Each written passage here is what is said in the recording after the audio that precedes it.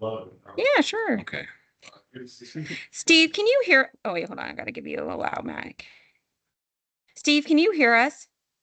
Yeah, because there's nothing going. Oh, Tabby. a microphone. Is that the only way? There it is. We got audio. Steve, can you hear us? Check that audio. I did not. Might have to change the audio. Can I?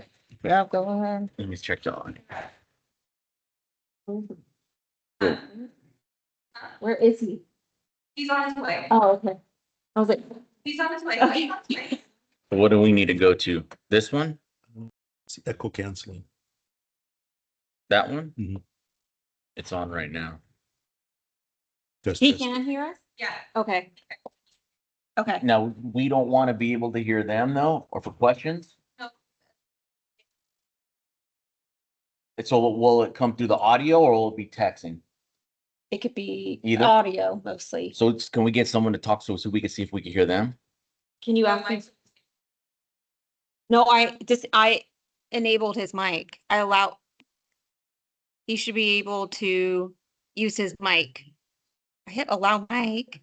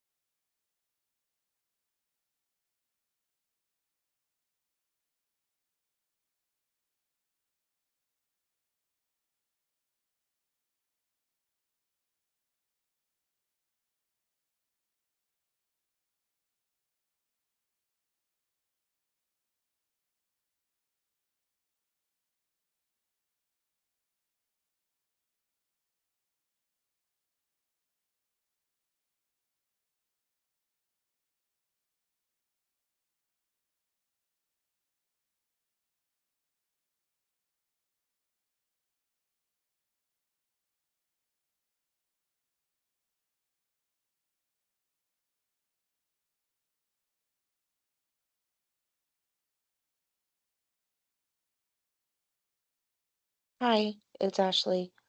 Steve, I clicked your allow mic. Can you try to turn your mic on? Yeah, it's back on now. Two Thanks. settings. Woo! For input and for output. So how will we? So you have to look at the two settings, one's speaker, one's microphone. Oh, there's the.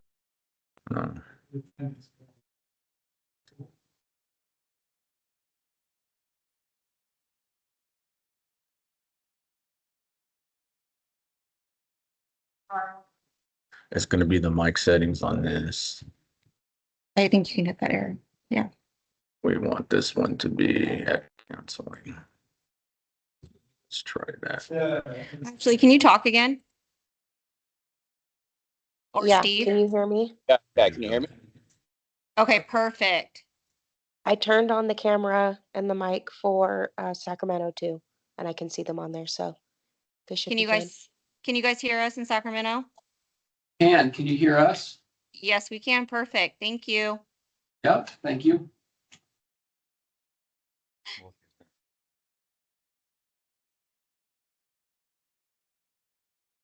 Wait, where can I plug this in? Make sure. Perfect. Thank you. Who? Oh, he's down south.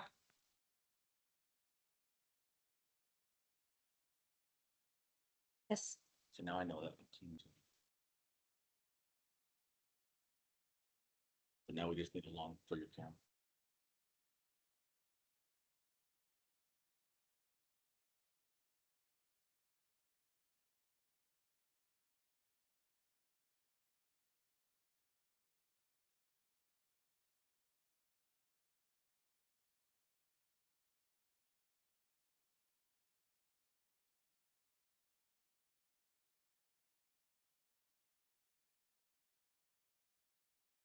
You're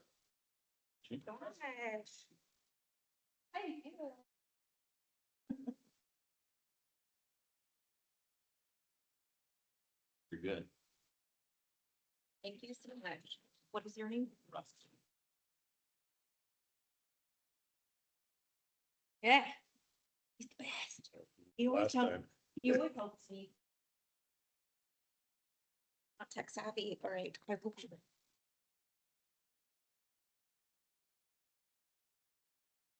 7 minutes, 6 minutes. Yeah, look at, go team.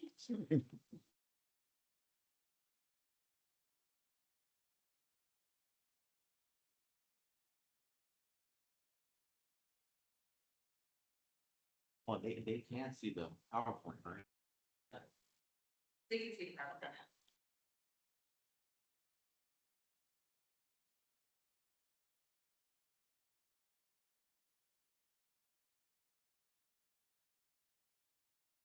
That microphone just hurt.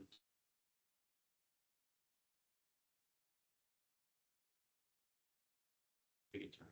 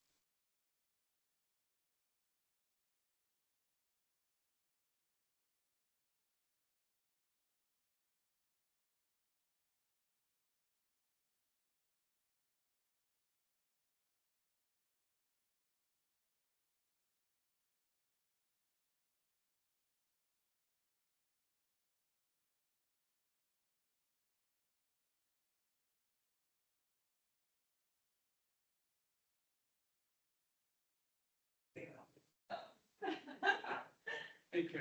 Hey.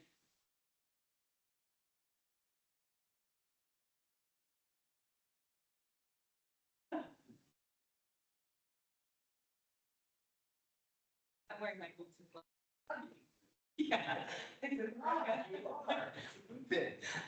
Yes. My first time.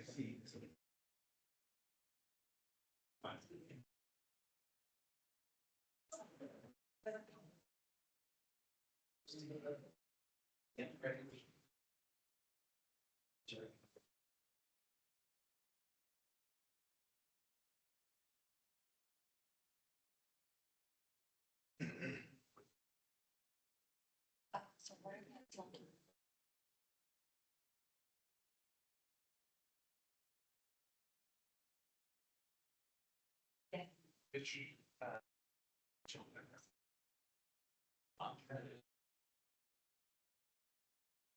you looking? That's not bad.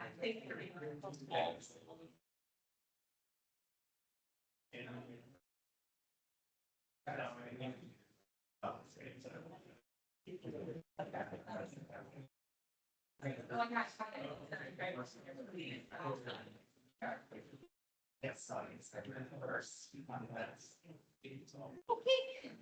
I'm gonna put you up here, Gerald. Just 1 second.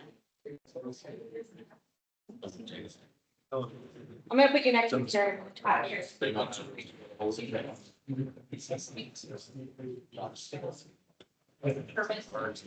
I tell you, it's tested down to 7,100. I'm gonna be running around almost at the place as well.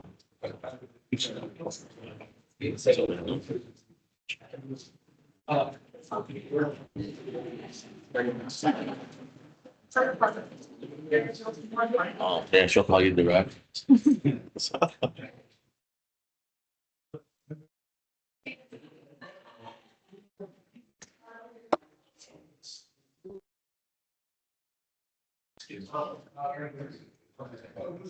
I didn't.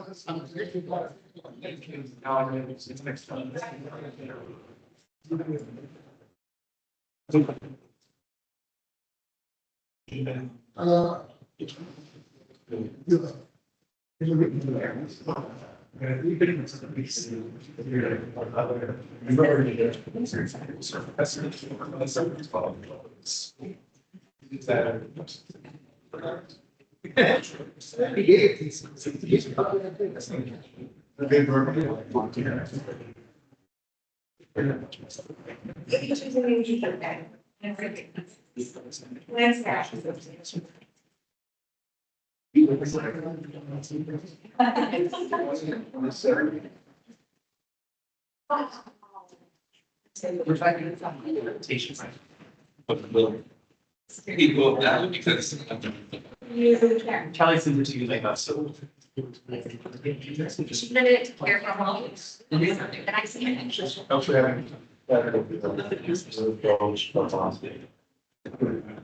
You're right, there's some who carry.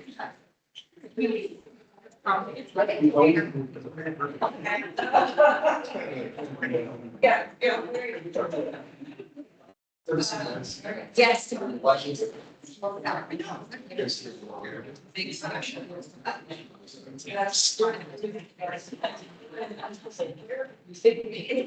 good.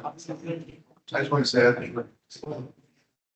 So no one admit, I was going to say hi. You may get it. May I answer? For this one?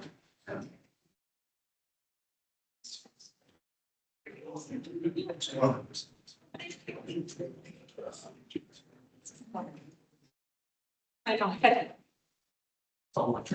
Okay. So this is not going to consent to the vote.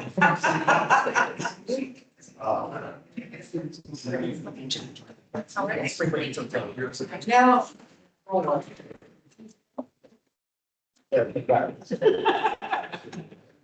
I didn't know if you were gonna have this microphone on all the time or not.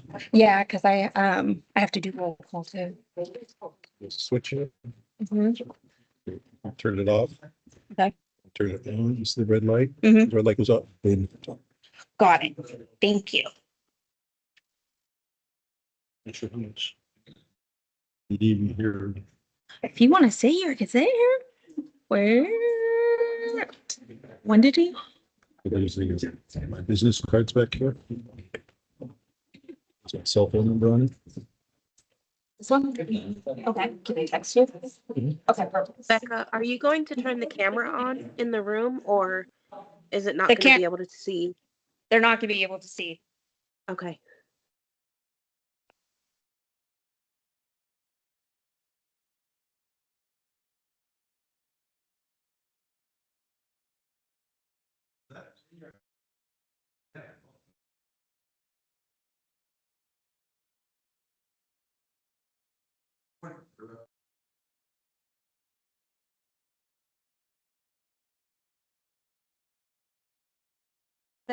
Is it a PDF?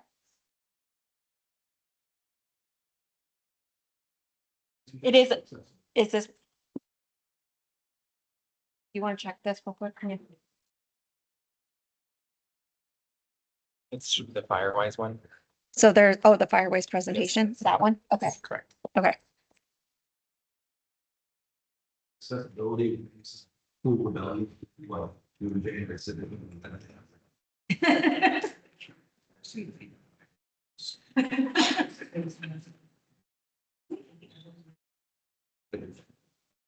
No. Yeah.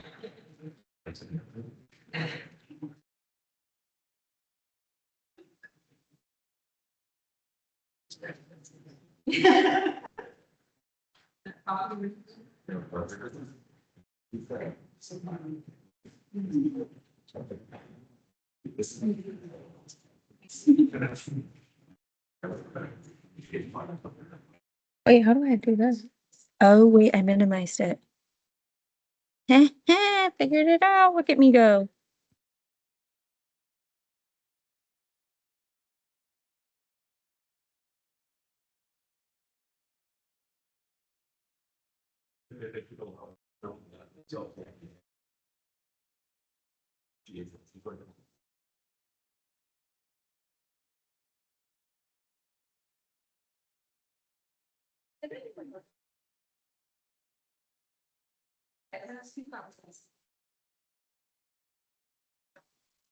Give me 1 second.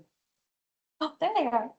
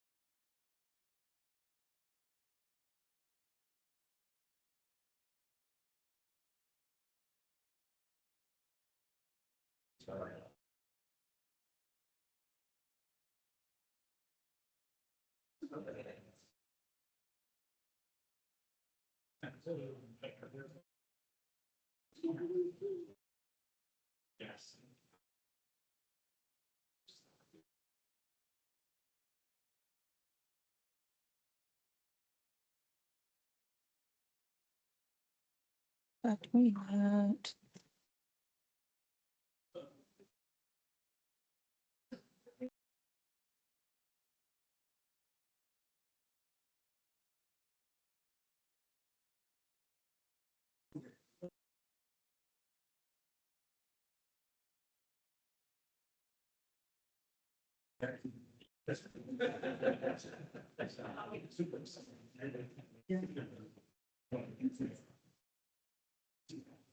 Oh, you are here.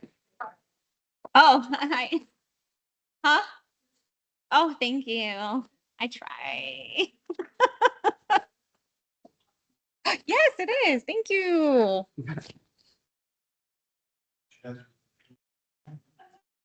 Ugh,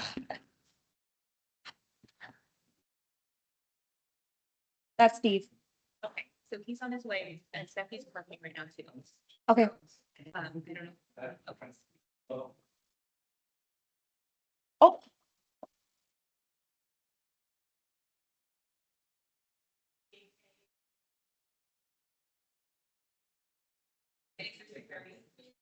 Getting your security.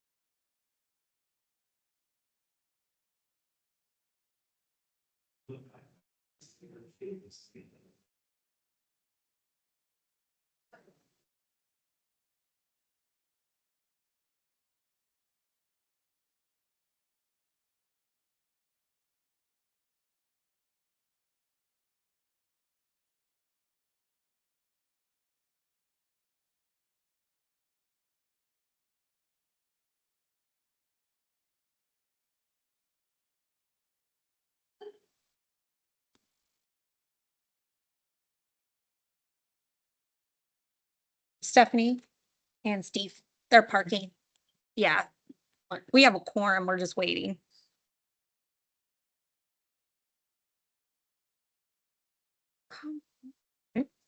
Mhm.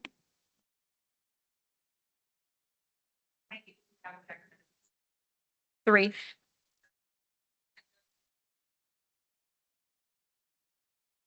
Okay.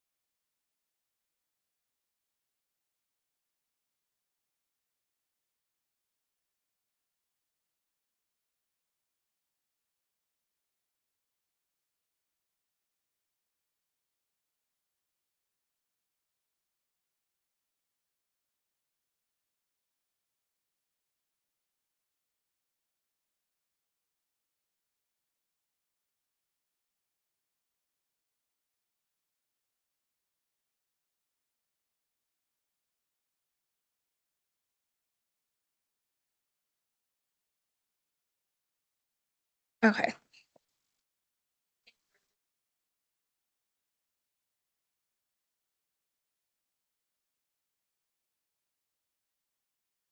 We will start with. Allegiance and I.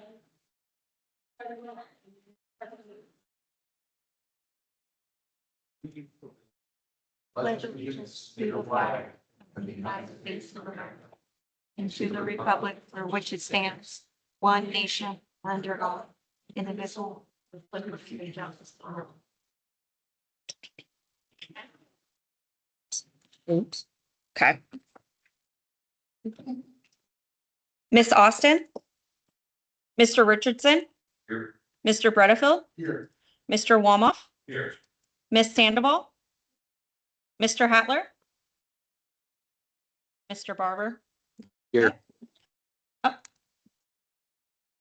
Miss Norris? Here.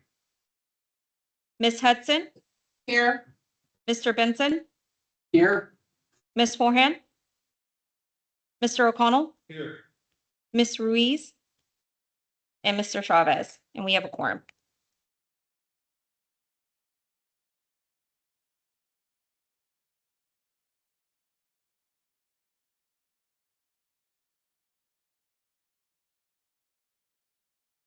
Yep.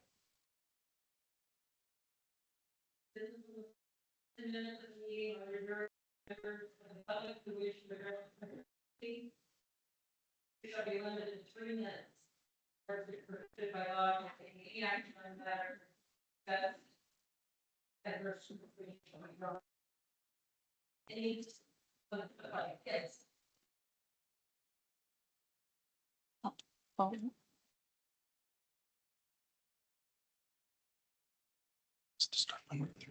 Ah, Good morning. My name is John Halpin. I am a volunteer along the Parkway.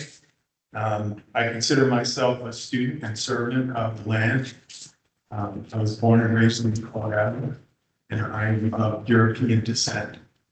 A shout out to Gloria. I have started. This is going to sound a little odd at the beginning, but trust me, by the time I get to the end, everyone will understand my position on this topic.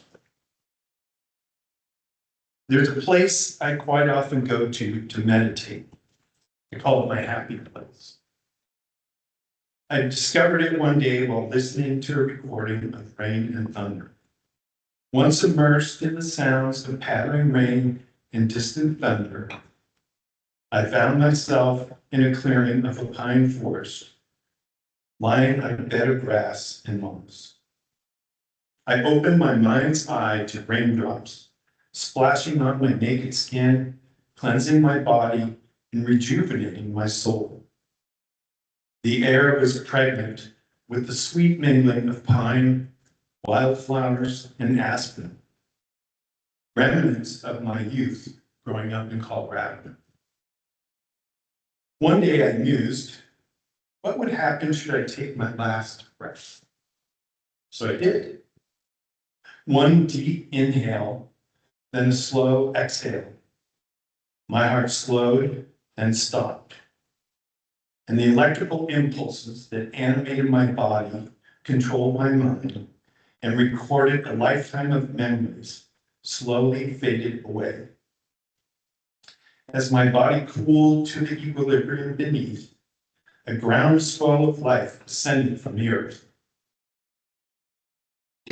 and descended from the skies. Insects, microbes, worms, bacteria, and mycelium converged to do nature's bidding. The wrecking crew had arrived for the final step in my life cycle, decomposition. As I was broken down into the building blocks for all life on our planet, a bit of me was pulled by the mycelial fibers to roots that lifted me and transformed me into a tiny grain of pollen, where I was swept away by a honeybee back to the hive, right with the smell of wildflowers and the taste of honey. Another bit was pulled to a tree, budding with new leaves and grazing caterpillars transforming into butterflies. Fodder for a passing bird. A trickle on the forest floor leading to a creek carried more of me to a river, to an estuary, to a bay, then finally the sea. Ingested by a passing fish who became prey to a salmon from the very river I just traversed. I was carried for several years, only returned to the very spot where I entered the river.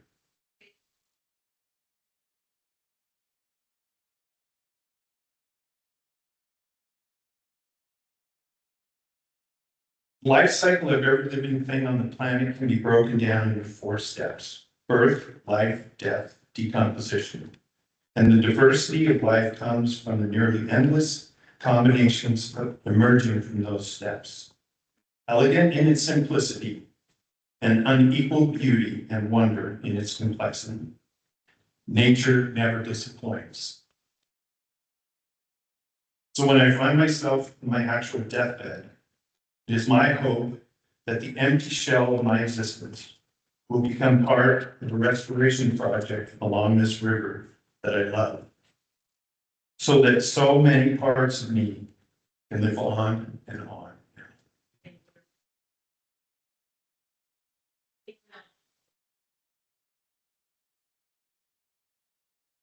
Anyone? Anyone online? Give me 1 second. No.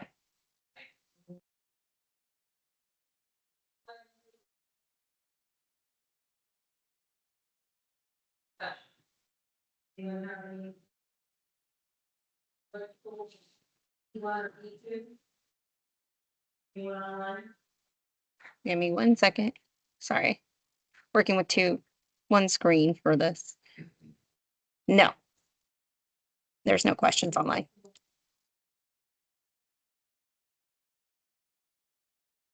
Oh, wait, no one who wanted to pull it. Oh, got it.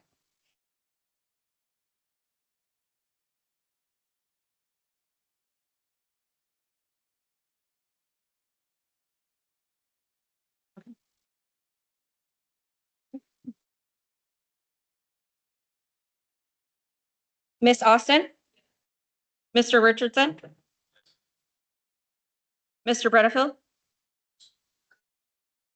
Yeah, I was about to say, you guys didn't take a motion. Okay.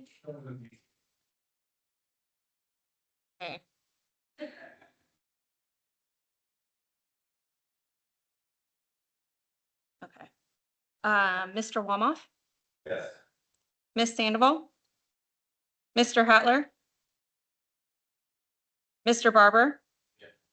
Miss Norris? Sorry, up here in Sacramento, we actually have not been able to hear what motion is currently being considered. We heard the comments and we can hear Ashley fine, but if the board and Carrie, if you're talking, we have not been able to hear that conversation. We have a motion from Director Bredfield, a second from Director Rumhoff to approve E2, the strategic plan update. Did you hear that part? We did, thank you. Yes, and So it Doris, says, yes. okay. Miss Heston? Yes. Mr. Benson? Yes. Miss Forehand? Mr. O'Connell? Yeah. Miss Ruiz? And the yeas have it.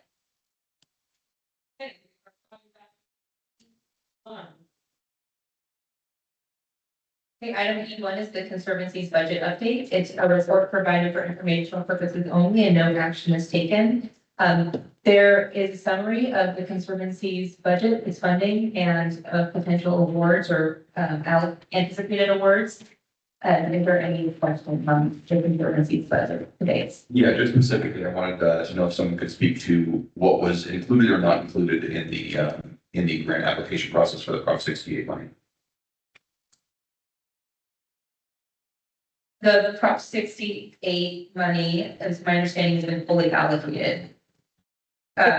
It's been allocated to the city of Fresno for the River West project. That's all. Yes. Thank you. Mm-hmm. That's all I had. Motion approved.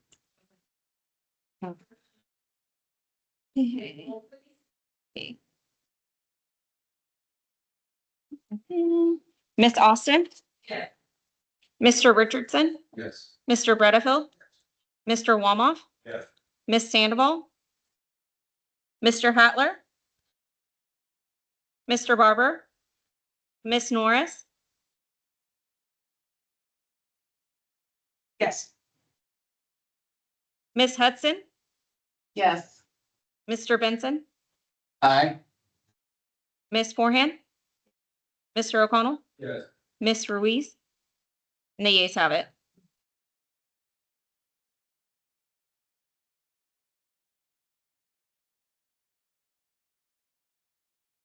Item one is also an informational item.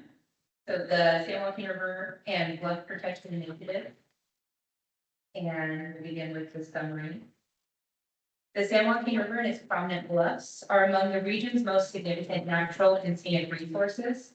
The river and bluff system contains sensitive habitats, steep slopes, wildlife corridors, cultural resources, and tidally values scenic benefits. Increasing recreational use, ongoing urban growth pressures, and accelerating erosion concerns have elevated the need for consistent proactive management across the bluff corridor. In recognition of these vulnerabilities, the city of Fresno developed the San Joaquin River and Bluff Protection Initiative and thereafter adopted the Bluff Protection Act, a regulatory tool designed to preserve the natural landscape of the San Joaquin River bluffs and adjacent properties. Although the San Joaquin River and Bluff Protection Initiative and Bluff Protection Act provide strong land use protections within the city of Fresno's jurisdiction, the Conservancy's San Joaquin River Parkway Public Access and Use Regulations extend similar protections to all Conservancy-owned lands, which span multiple jurisdictions and agency boundaries. Together, these tools offer a complementary framework but require ongoing alignment to ensure consistency. To support cohesive regional management of the Bluff corridor, the Conservancy and the city are proposing a joint review of existing regulations to ensure consistency across jurisdictions, updates to provisions of both the San Joaquin River Bluff Protection Initiative and the Act to better reflect current ecological needs, public use patterns, and best practices for bluff area management, and to evaluate the bluff area as a fire-wise community, a designation that would strengthen wildfire preparedness, fuel reduction practices, interagency coordination, and overall community resilience along the bluff edge. This collaborative effort is intended to strengthen regional stewardship of the bluff system and ensure long-term ecological, recreational, and scenic protection. And at this time, I would like to bring up to the podium Aleko Borges to introduce himself. Good morning. My name is Aleko Borges, and I'm excited to be here to introduce myself to the Conservancy Board. I'm a freshman at University High School located on Fresno State's campus, and I'm currently interning for Councilmember Carbossi's office, whose district includes the San Joaquin River. I fell in love with the river as a young boy, especially during COVID, where my family and I would explore and enjoy the natural beauties of the river. Just this past weekend, I was on a canoeing trip with the River Tree Volunteers. My passion for the river led me to want to intern for Councilmember Carbossi's office and help work on ways to protect it. I was excited to learn the San Joaquin River Conservancy public access and use regulations that create standards for the maintenance of access to and use of the parkway land and activities within the parkway. Over the last number of months as an intern, I have been researching these topics and I've met with many people, including Executive Director Carrie Kyler Donska and Bryn Forehand of the Conservancy, Sharon Weaver of the Parkway Trust, and Richard Sloan of the River Tree Volunteers to review ways to enhance these policies. Today, I understand the board is considering the potential of fire bear policies through an overlay district to further safeguard the river and the people who live near it. This is especially important as access points are slated to expand this year. I am working with my school to create a Friends of the River Club. I have identified the instructor of record and continue the process in fall. In short, I'm here to let you know I'm passionate about the river and I would love to help protect this gem in any way I can. I'd be honored to continue attending these meetings and discussions and include other students so we can better learn how the government and environmental processes work. Thank you to the board and the board chair for giving this opportunity. Thank you, Alyssa. And now I'd like to introduce Tanner Michelson, the manager of collective impact and the fire waste coordinator, who will be providing a presentation on the fire waste community program and how the Bluff corridor may benefit from becoming a fire waste community, which supports the intent of the San Joaquin River and Bluff Protection Initiative, the Bluff Protection Act, and the Conservancy's San Joaquin River Parkway Public Access and Use Regulations, which are effective as of today. Good morning. My name is Tanner Michelson. I'm the manager of collective impact at the Sierra Resource Conservation District, and I also serve as the Firewise coordinator for Fresno County. You able to pull up our slides, Rebecca? Just give me 1 second.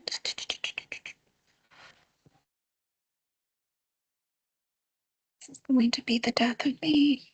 So I guess while we're waiting, how many of you have heard of Aha. Firewise USA? Anyone heard of it before? No? Okay, that's alrighty. That's what I'm here to explain today. You can go to the next slide. So what is a Firewise community? So Firewise USA is a national education-focused program developed by the National Fire Protection Association. It encourages homeowners to take responsibility for reducing wildfire risk on their properties and provides them with the resources to adapt to living within the wildfire or within the wildlife-urban interface. It relies on Firewise USA principles such as defensible space, home hardening, landscape design, and vegetation management, and relies on assessing your risk, developing action plans, and implementing those mitigation efforts. And it also empowers residents to take an active role in wildfire preparedness and fire prevention. In California, the Firewise program is unique in the sense that in 2022, the Department of Insurance adopted the Safer for Wildfires regulations, which changed the Firewise program in California. It offered improved insurability for residents living within Firewise communities, and it also offered insurance discounts to those in certified recognized communities. In order to manage that program on a statewide level, CAL FIRE was designated as the administrator and regulator of the Firewise program in California. CAL FIRE now reviews and oversees Firewise applications in coordination with local partners such as the Sierra Resource Conservation District. Put that aside. So in Fresno County, we had the Creek Fire approximately 6 years ago. And those of us at the district at the time were working to prevent a Creek Fire from happening. And unfortunately, our efforts were too late. And after the Creek Fire, we looked for new and innovative ways to prevent another fire from happening in Fresno County. And in 2022, we established our first ever Firewise community with the Miramonte Pinehurst community on Highway 180. Last year, we worked with Table Mountain Rancheria to certify them as the first tribal Firewise community in the state of California, as well as the 1,000th Firewise community in the state of California. And since then, we now have over 20 Firewise communities throughout eastern Fresno County, representing over 10,000 residents in eastern Fresno County. And so what is the district's role with the Firewise program? Again, we serve as the coordinator for Firewise USA in Fresno County in partnership with CAL FIRE and the National Fire Protection Association. We conduct outreach and education to communities interested in becoming Firewise, and we help them organize, apply, and maintain their Firewise USA status.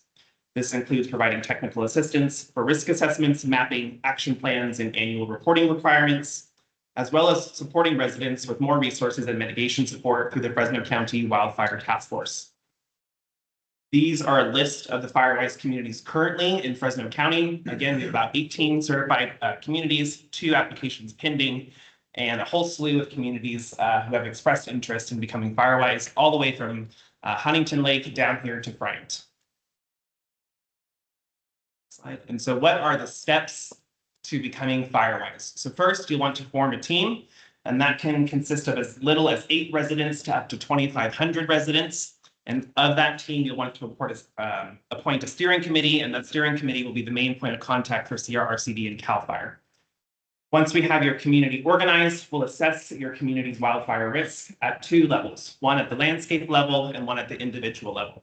And so for the individual level, CRRCD provides a free complimentary service called a fire risk evaluation, where homeowners can voluntarily invite CRRCD to their properties to assess both their defensible space and their home hardening of their home.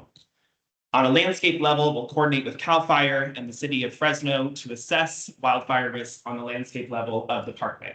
We will then combine the individual level data with the community risk assessment to compile an overall assessment of risk for the area.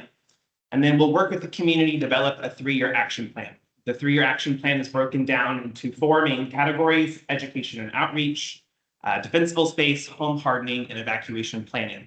And we'll work with communities to develop measurable goals and outcomes over 3 years that they want to see improvements in each of these 4 areas. Once we complete our action plan, we will engage the community to gather their hours and investments. A part of FireWise is showing that you're doing the work on your property necessary to make sure that you reduce your own property's wildfire risk. And FireWise requires at least 1 hour of work to be done on your property per year, which we know that many homeowners are doing way more than that. And so this program is a great opportunity to provide them with the recognition they deserve for the work that they're already doing. And so we'll gather those hours and investments. I think last year alone, we saw over $3 million of hours and investments from local FireWise communities throughout Eastern Fresno County. Once we complete those 4 steps, we'll put everything into an online application and submit that to review from CAL FIRE and from the National Fire Protection Association. Go to the next slide. So what are some of the benefits of becoming FireWise? The main and the most important is improving your chances of surviving a wildfire. We've seen throughout the state, throughout the country, that FireWise is a proven model to ensure improve residents' survivability from wildfires. Additionally, since 2022, you can now benefit from an insurance discount by living in a FireWise community. And also, most importantly, it brings the community together to reduce their wildfire risk. And so we host annual community work days, annual education events, bringing the community together to help them implement mitigation projects throughout their community. So how do we see FireWise implemented here on the Parkway? So the Parkway experiences fires throughout the year. We've seen this over the past several years, and we've also seen residents frequently reach out to the Conservancy for support with wildfire mitigation efforts. Last year, especially, CAL FIRE did designate the Parkway as a moderate fire hazard severity zone. So the risk designation for the Parkway did increase last year, and homeowners will start to see the impacts of that from their insurance providers over the next several years as the insurance companies get up to date with those new mapping zones. Fortunately, however, the Conservancy has partnered with CRRCD to implement fire mitigation services on Conservancy lands. And FireWise USA would be an additional opportunity for the Conservancy and the district to engage neighborhoods alongside the Conservancy lands in those mitigation efforts. I do want to emphasize that we have not implemented this type of programming here in an urban setting like this. Many of the residents that we work with have had direct experiences with fires, whether it was a creek fire or other fires in this Eastern Fresno County. And so reaching out to urban residents in the city will be definitely a new outreach endeavor for us. And we'll have to see what the residents are willing to do or not willing to do as we approach them with implementing FireWise USA. And we will hope to empower residents to complete defensible space and mitigation work on their property as well. You can go to the next slide. Oops, give me 1 minute.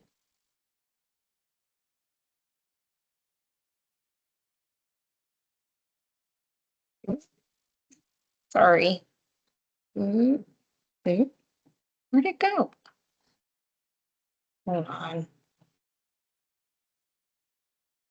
There we go. So the CRRCD is ready to support FireWise USA outreach and community engagement along the Parkway. Our next step would be to identify interested neighborhoods and community champions and begin conversations with residents about becoming FireWise. We can partner together to reduce wildfire risk and strengthen the community. And so hopefully there's some of you who are interested in helping move this forward. Before I go to questions, I do have one little, next slide. One plug that I'd like to share is that the FireWise program relies heavily on what's called Community Prep Day, which is an annual day of community action throughout the United States. There will be thousands of events on Community Prep Day for FireWise communities, and CRRCD hosts the FireWise Community Festival in Auberry every single year in partnership with our local elected officials.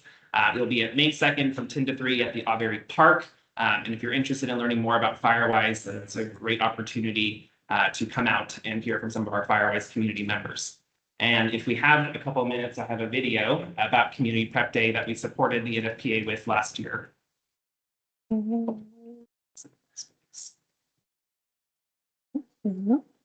don't think it wants to work.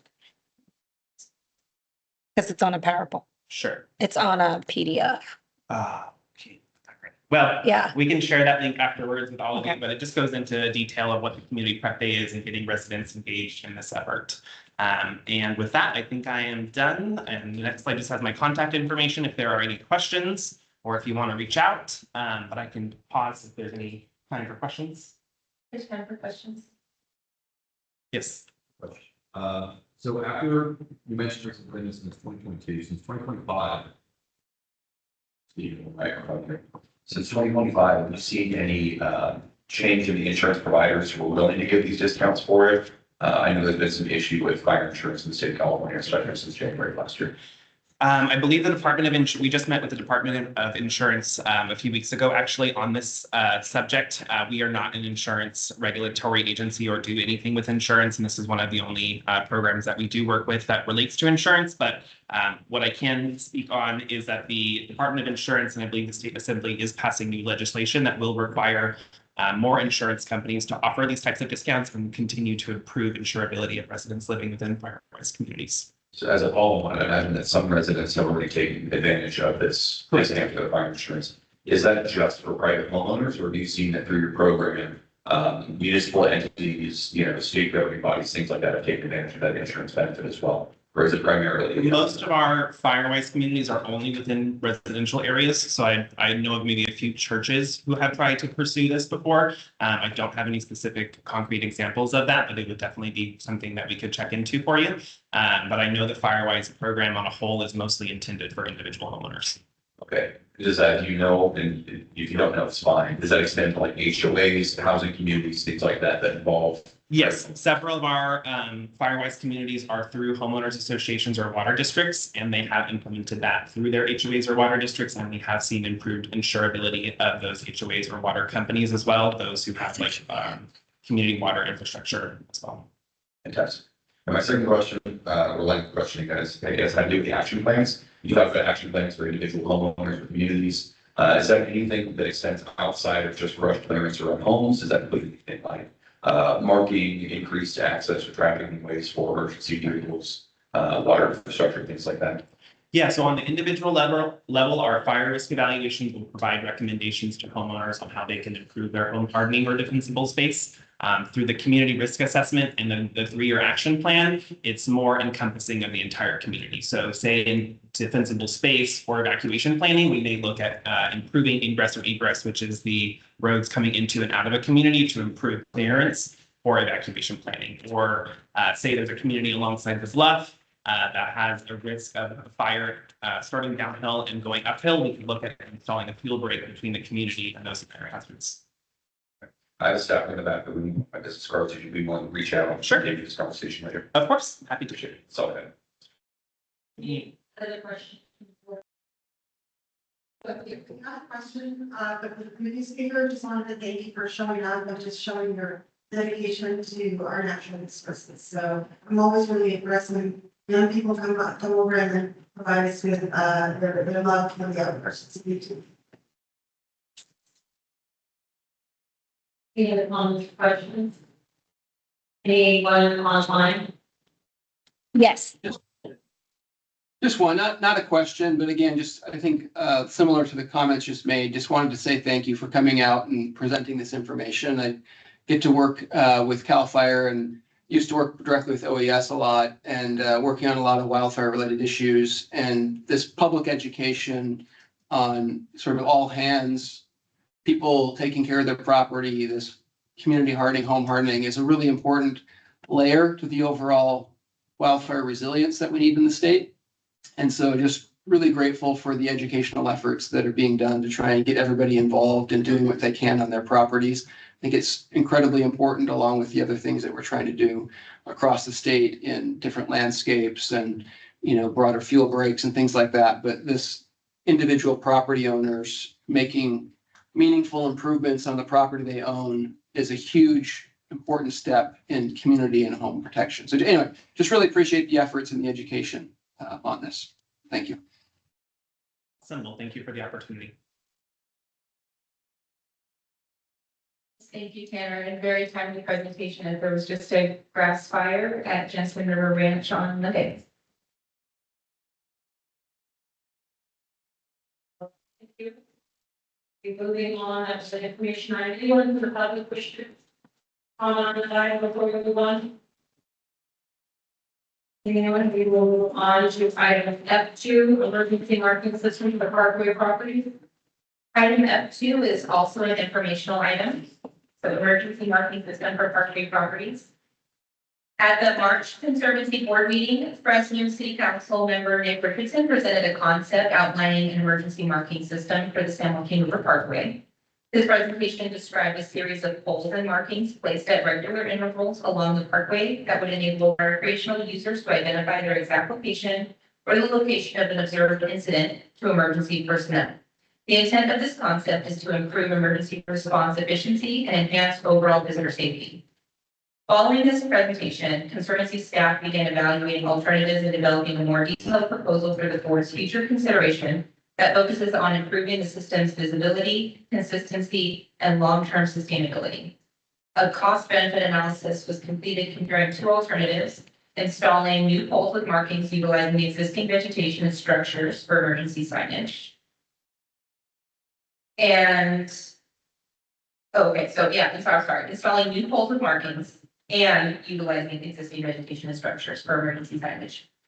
Based on this analysis, Conservancy staff have determined that the draft proposal should consider installing signage along the river using existing vegetation and structures to mark river miles, adding new informational and emergency-oriented signage at river entry and exit points, and integrating the informational and emergency signage with what 3 words, emergency location system information, and promoting the Watch Duty app to support fire reporting and response.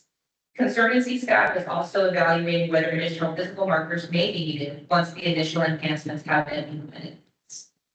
Staff will continue coordinating with the city of Fresno and other partner agencies with vested interest in emergency response along the parkway to further develop the proposal. A preliminary desktop and field assessment has been conducted to evaluate potential locations for signage and markers along the San Joaquin River and to inform the next phase of funding. At this time, Conservancy staff requests that the board provide any additional feedback on the draft proposal as described, including comments on the desired scope, priorities, and potential for funding. So the two analysis or the two alternatives was using existing structures, which would be have the least amount of impact. And then the second alternative was installing the new poles that will have the most impact and will cost potentially cost the most amount of money and have the longest lead time in order to get any access permissions. If we're going to be using state lands, property, or Conservancy property, if there's any permitting that's required or environmental analysis. We do have a draft of the mock-up of some of the markers that we could potentially manufacture or fabricate. We did also have a comment we received from Conservancy staff just attended and participated in a CPR class for wilderness. Thank you to CRRC for putting that on. And we talked about the emergency response along the parkway for the river system. The instructor was very well versed in emergency response on the Grand Canyon and other river systems. And he really liked this idea, and for recreational users. For larger river systems, they have professional guides that have Garmin's and have other emergency tools that they can use to get their exact pinpointed location. But for on the San Joaquin River, where we don't necessarily have guided tours every single time, and we have more of the public using the river system, and they may not have Latin long, having that what 3 words app, we did talk about that with him, and he thought he'd never heard of it, but he thought it was a great idea to pinpoint a location using 3 words that are unique to the area. Also, the Watch Duty app, that is in real time. And if you have that, if you're aware of it, we get real-time information when there are fires on the parkway. I get text updates as soon as we had that grassland fire on Monday, almost instantly. So we think that moving forward, we could use existing vegetation and put up signs. We also had a comment on, could it be more of a rustic sign? Was having like maybe the scouts work with us to do a combination of reflective, larger signs and then more signs that are more rustic so that there isn't a huge visual impact. So we're evaluating these different suggestions, but we're hoping to get more feedback from the board on if you like this proposal and want to see us moving forward with that as a project. Has there been any granularity in figuring out what costs would actually look like for either of these plans? It was just conceptual. So using existing vegetation would have less of an impact because we wouldn't have to erect new structure. And there would probably be less, obviously, permitting associated with it, or maybe even none. But we would need permission from state lands if we're going to be using state lands, or vegetation within state lands jurisdiction. And the downside is that it would just be easier for vandals to vandalize. Right, but it'd be easier for maintenance at the same time. So if you have the big poles, then how do you, climb the poles and replace the paint or the reflective markings? So there's, Greased. right, either or. Second option, or question, would it be able to include, if we're gonna kind of go all in with this, what three words idea, to include what three words on these signs? Hey, you're from all 13, you were at Donkey Aardvark, yeah. So that certainly can be included in that, but also we were planning on putting that on the entry and exit points and, download the app before you go, know before you go. That's a huge component in discussions with others, is that people who have emergencies usually are the ones that aren't prepared. And so getting more public outreach and getting the public more prepared to go out on the river and providing that information upon entry or exit, and then just continuing to have pamphlets at like Boston Park or other properties. So, but yes, we can try to put that on the mile marker. It might be kind of hard to see it if you're navigating the river, but we can actually look at how to block that up. Great, and yeah, I think figuring out what three words from what three words would apply to each of these markers would also be beneficial for people who do download that in our, I don't think it would take too much research, maybe something you can train. Could do. A little intern research for that. So I thank you, this is. Thank you. Any other comments? Yeah, I have a question. Is there anything currently in the CCR draft that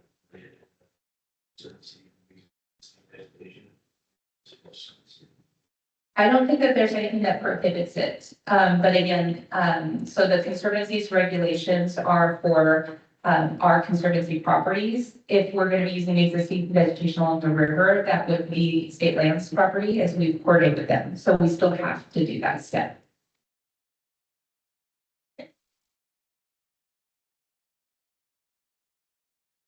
One of the things that helps out in that, the services is an outside, and that even though we recognize the logo, members of the public may not. So maybe a good idea to get advantage of this, support project, proposal, and put our name on. Okay. Yes. We're just making a suggestion. Before I get too far along with plans, I think I talked to President Council Chiefs. Just sure this system would seem feasible for them and would be compatible with their current emergency response.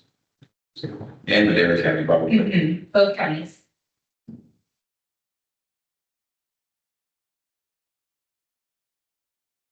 Just want to first say, commend Nick for raising this issue. I think it's a very important issue.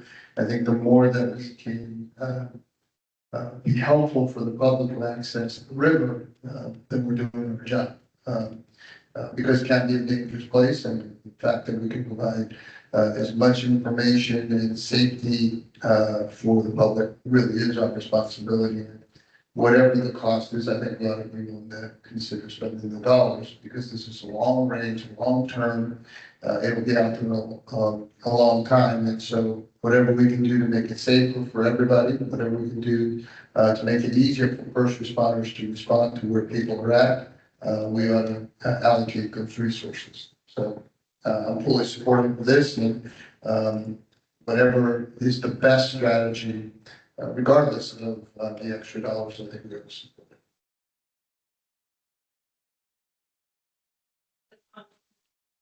Any comments online? No.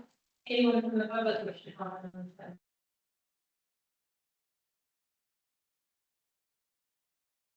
John Helpin again. Carrie, you mentioned rustic signs. There's still a bunch of those fence boards from the fence that were down on the lanes. So we could use those. I think a good idea is at the entrance to the properties, especially the ones where you have personnel there. If you have a map, I mean, when you go to a national park, there's almost always a map that tells you where you are and where the trails. And if you have someone working their staff, you could actually have them ask, have you been here before? And if they haven't, then walk them over to the map and kind of give them an overview of the place. And give them some idea of what, you know, what they can do if they run into an emergency situation. Thank you. Yes. Anyone else from the public wish to comment on this? Okay. I think this is the information I need. Okay, for bringing this forward to. Moving on to item F3, tribal access invitation program. Item F3 is also an informational item. So many of the Conservancy's properties hold a deep historical, cultural, and ecological significance for local Native American tribes and community members. The Conservancy currently owns 20 properties, approximately half of which are closed. While these lands remain closed to the public to protect sensitive habitats and natural resources, or because minimum standards for public opening have not yet been met, the Conservancy recognizes the importance of providing access for cultural practices, traditional resource management, and the exercise of inherent stewardship responsibilities that long predate modern land management practices. Importantly, the San Joaquin River Parkway public access and use regulations include specific exemptions that allow for collection of resources for cultural purposes and resource management activities. These regulations acknowledge and accommodate culturally significant practices, ensuring that resource gathering or resource management by tribal members can occur with written authorization. The Tribal Access Invitation Program seeks to provide this form of written authorization and will offer Native American community members the opportunity to access designated closed Conservancy properties for cultural, ceremonial, and traditional resource gathering or resource management purposes, engage in meaningful relationship building and knowledge exchange with Conservancy staff, participate in long-term cooperative management and stewardship planning.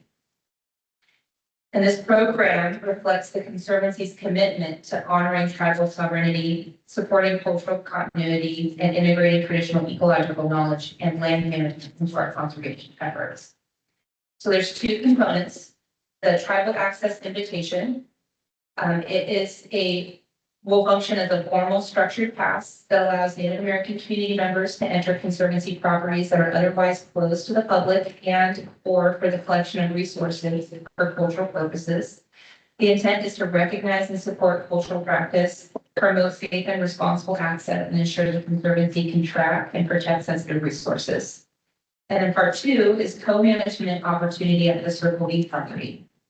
So another key component of this program is the proposed co-management opportunity for Circle B.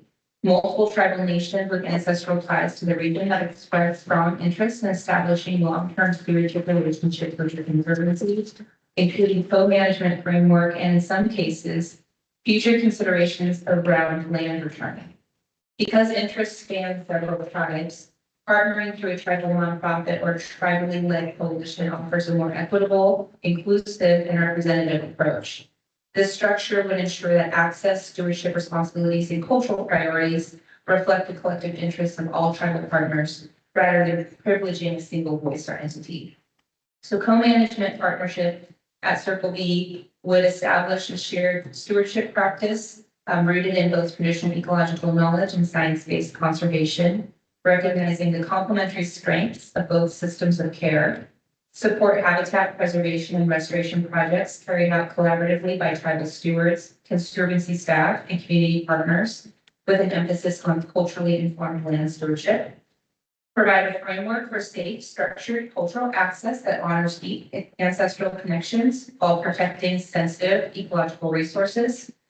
Create a replicable model for future co-management arrangements or agreements across other conservancy lands, supporting broader tribal engagement, access, and conservation partnerships. Circle B is an ideal starting point given its natural resources, location, and a strong multi-tribal interest in cultural access, stewardship, participation, and long-term relationship building. So for next steps, Conservancy staff will continue to play a central role in facilitating the program as it develops. This includes maintaining close coordination with tribe leadership, processing access requests, and ensuring that all engagement is culturally respectful, clear, and supported by appropriate communication channels. The Conservancy's Chief Executive Officer, who is also the designated tribal liaison, will serve as the primary contact for site access, logistics, monitoring, and stewardship coordination.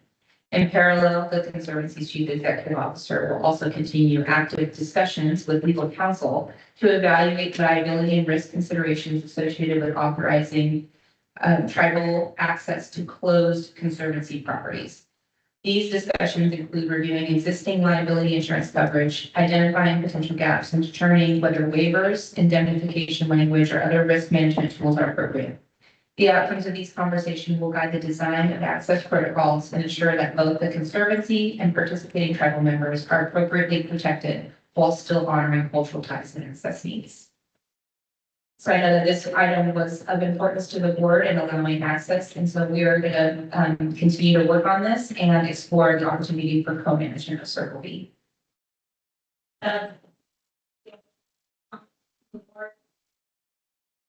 Yes. One thing, have we reached out to the tribes and, given them sort of, we have like this, or intent, we want to work with them? Yeah. So the items under the Circle B property where it says like management partnership would, and then all those little options, have they been discussed with the tribes or it's already going? We're still in ongoing discussions, and so we are open at this time, but this is something that we are, there's a lot of interest in Circle B, and we don't want to seem impartial or unfair, so there are a lot of tribes in the area that we consult with formally in consultation 26. And internally, we've kind of decided that in order to be the most fair, working with a tribal nonprofit that benefits all of the tribes in this area would be most appropriate, but we do consult individually with our local tribes. So we're still open. Thank you. So based on my experience with tribes, the word would seems a little bit more like restricted, like we already are going to do these things instead of having a collaborative discussion with them. So that's how we make that, like, we just changed my mind. Okay. Thank you, Gloria. Thank you for agendizing this topic. Circle B in particular is such an important property for us. Is there a timeline or a work plan that can kind of keep this going? I know there's kind of exploratory conversations, but how is this looking within a timeline plan? We don't have a set timeline, but we can keep this on the agenda with updates. That would be great, thanks. Okay. Anyone else from the board? Comment on this? Anyone online? No. Thank you, Karen. Yes, we constant updates on this and be very open about our community.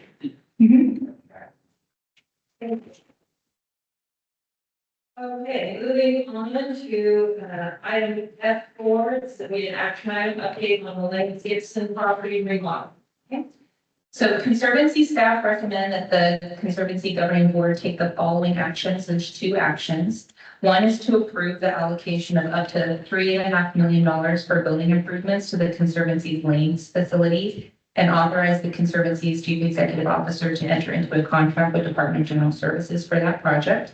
And then 2, to authorize the Conservancy's Chief Executive Officer to develop a detailed scope of work and cost estimate for the Gibson facility remodel up to $300,000 and begin the solicitation and bidding process for that project. So we heard this at the last meeting, and so this is an update on that item, and I can begin with our summary. At the March Conservancy Board meeting, Conservancy staff presented a draft proposal outlining building improvements at both the Lanes and Gibson facilities to ensure continuity of operations and provide a safe, functional workplace for Conservancy staff. The Conservancy Governing Board requested that staff obtain additional information on the feasibility and cost of demolishing the Gibson facility, leasing opportunities within the Fresno area for the Conservancy, and the option for maintaining the Lanes facility as is. So the Gibson facility demolition update is that a preliminary desktop review indicates that the demolition of the Gibson facility is anticipated to cost approximately $100,000 to $150,000. The Conservancy staff are currently obtaining quotes from local companies to refine this estimate, but based on our research, it's probably between $100,000 and $150,000. The Conservancy also maintains an active lease agreement with Calmet Co., which is the lessee for the adjacent property, which was previously mined and is now in the reclamation phase. Under the lease, the lessee may maintain an office and perform administrative services on the premises while completing reclamation activities. The second lease term commenced on April 1st, 2022, and continues for a maximum of 5 years through March 31st, 2027. Unless otherwise extended or terminated by mutual agreement. Conservancy staff are in ongoing discussions with the lessee regarding the anticipated timeline for completing reclamation activities and determining when the on-site portable offices will be removed or whether they may remain in place for the benefit of the lessor's future uses. This information will guide planning for the Gibson facility and potential temporary or long-term workplace needs. So we'll continue to provide updates on whether or not those portable buildings will be available for the Conservancy, but right now they are property of the lessee. And so they are not the Conservancy's property. They will be removed unless otherwise agreed to. So for leasing opportunities, leasing a facility is not considered feasible currently due to the following factors. The Department of General Services requires an extended negotiation and approval process for state leases, which would not align with the Conservancy's operational timeline. The DGS may not authorize a leased facility if state-owned office space is available, which reduces the likelihood of approval. Long-term revenue to support ongoing lease costs is not currently available or budgeted. And suitable leased space within the Fresno area that meets the Conservancy staffing and equipment needs is limited and cost prohibitive. So maintaining the Lanes facility as is. The update, at the board's request, Conservancy staff evaluated the feasibility of maintaining the Lanes facility in its current residential configuration without pursuing the proposed office remodel. This analysis considers regulatory requirements, operational needs, staff safety, and long-term fiscal impacts. The Lanes facility has served as the Conservancy's office and meeting space since the end of the Conservancy's lease at the Fresno Metropolitan Flood Control District facility in 2024. To make the structure minimally functional, staff have already completed more than $125,000 of urgent and emergency repairs, including termite treatment, mold remediation, electrical and plumbing repairs, HVAC replacement or repair, installation of rain gutters and flooring, and drywall restoration. These repairs restored habitability, but did not create a safe or compliant administrative workplace. Maintaining the facility as is not a viable long-term solution for several reasons outlined. For ADA non-compliance,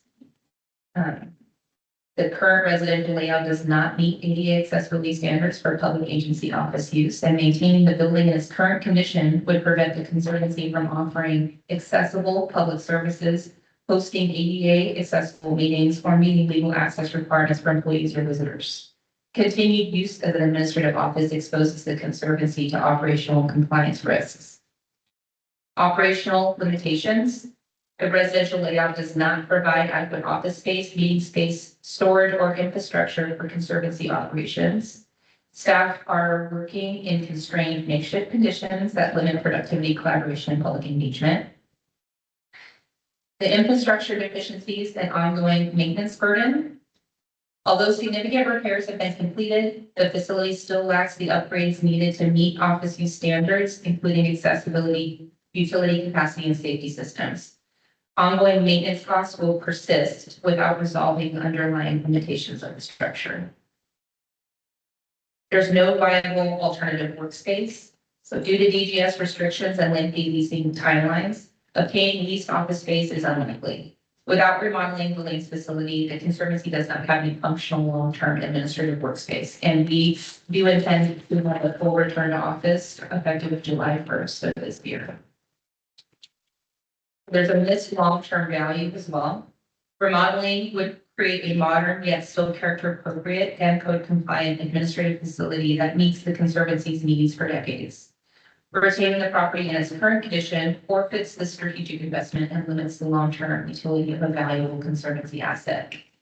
Given these factors, maintaining the Lanes facilities as a residence or in its current unmodified condition does not meet operational, regulatory, or access requirements. Remodeling remains the most practical and responsible option to ensure a safe, compliant, and functional workspace for the Conservancy staff and the public. So for next steps in funding, the Conservancy staff recommend that the Conservancy Governing Board take the following actions. Again, there's two parts. Approve the allocation of up to $3.5 million for building improvements to the Conservancy's Lane facility and authorize the executive officer to enter into a contract with DGS for the project.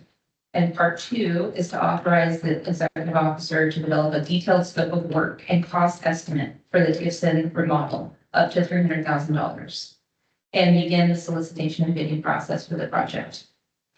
The Conservancy anticipates, or the staff anticipate, using operations and maintenance funds to complete the necessary improvements for both of these projects. These funds expire on June 30th, 2027, and there is no guarantee that they will be reappropriated if left unencumbered. However, funds encumbered by an active project are likely to be reappropriated. Conservancy staff are also drafting, bidding, and awarding feasible projects that can be completed before the O&M funding is set to expire, including the installation of signage, fencing, automatic gates, restrooms, and other visitor improvements on several properties.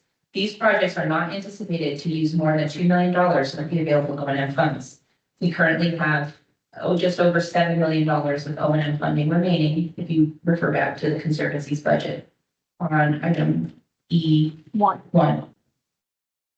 Given the length of time required to develop scopes of work, complete environmental review, and enter into service contracts, it is unlikely that staff would be able to identify, develop, and complete additional projects before the O&M funds expire.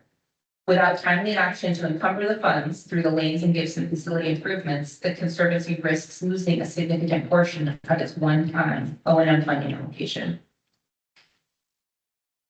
Thank you. Any comments from the board?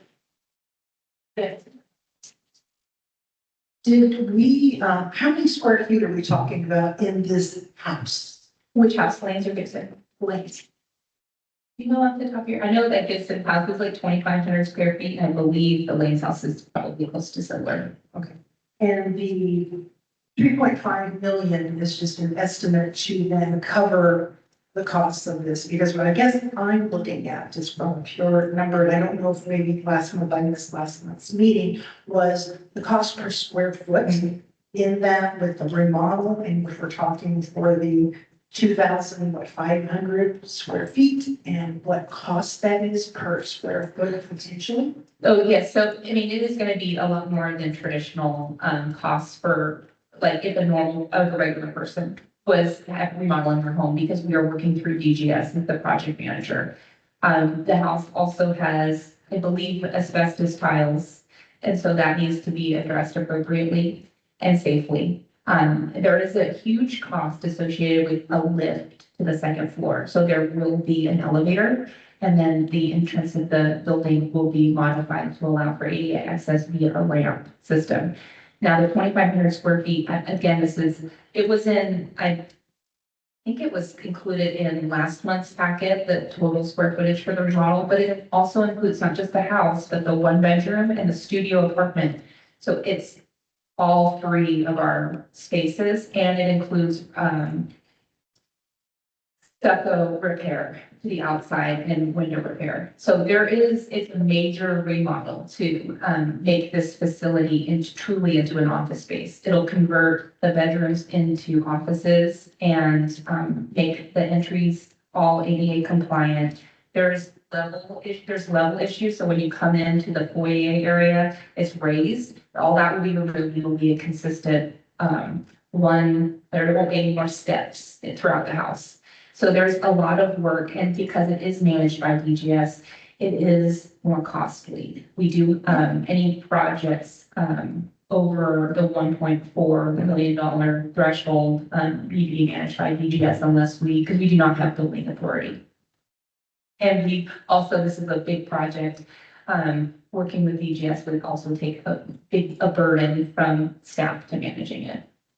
And just one more follow-up question. Did we give a comparison for cost if there were new construction that is something not much of a building, so there's a lot of new things that are out there? Just cost comparison, you know? So this state, because we have owned existing facilities, I don't think that they would approve building anything new.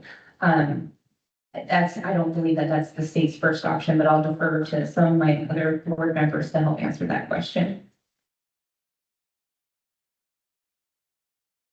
Yeah, so I'm stuck on this $3.5 million. Maybe $3.5 million could buy a brand new building to get whatever you want, maybe 2 buildings to get what you want. Except we can't use the operations and maintenance money to buy anything new. It's for operations and maintenance of existing facilities. And are we required to use DGS? Yes, at this dollar threshold, yes. Okay. And there's no way to go out for bids to see other folks, how they could remodel this and what costs there would be associated with, you have to do DGS? For $1.4 million projects or more, DGS is required to be used unless we receive permission to build without them, which we tried to do that for Fresno River West and we were not successful. Okay, it's still a problem for me. You know, this is all taxpayer money. I'm not gonna support spending $3.5 billion to remodel a 2,500 square foot home. I mean, on the face of it, it's absurd. It's outrageous. I understand the restrictions that you have. I get it. It's the state, it's the typical bullshit you deal with the state. But as somebody who is supposed to be a good steward of taxpayer money, I'm not supporting this. Yeah, I'll just mention cost acceleration for the state has been extremely high. So I just completed constructing a state facility. Initial estimates were 10 to 12. We just completed the facility for December 15th. And one thing to consider, you know, the state already owns its property. So we're talking about some upfront costs to bring the building up to current standards. Just as a comparison, if you think about doing something like leasing commercial property, for my agency, the Fresno offices alone, we pay about $60,000 in lease payments, which is about $700,000 a year. And I know one of the spaces that we moved into 15 years ago, there were about $850,000, which is what it costs. I think what's proposed, while, seems exorbitant, and it is, I think the cost of acquiring these properties for the state and looking at purchasing or trying to enter into a lease, I think long term, this is going to save the state from most of them as well. The other thing too is we have been looking for new office space for my agency in Fresno for 29 years since I started. We're still looking. And every year, we work on a process, the cost is equal. So to me, the upfront investment that's proposed, while it is a lot of money, I think long term, that's going to be good for the concerns involved. And then the final comment too, Carrie's got the note in here about the on money expiring in 2027. If they can move forward with the project and move those funds to DGS, that DGS will get a 5-year study, so they're much lower discrepancy.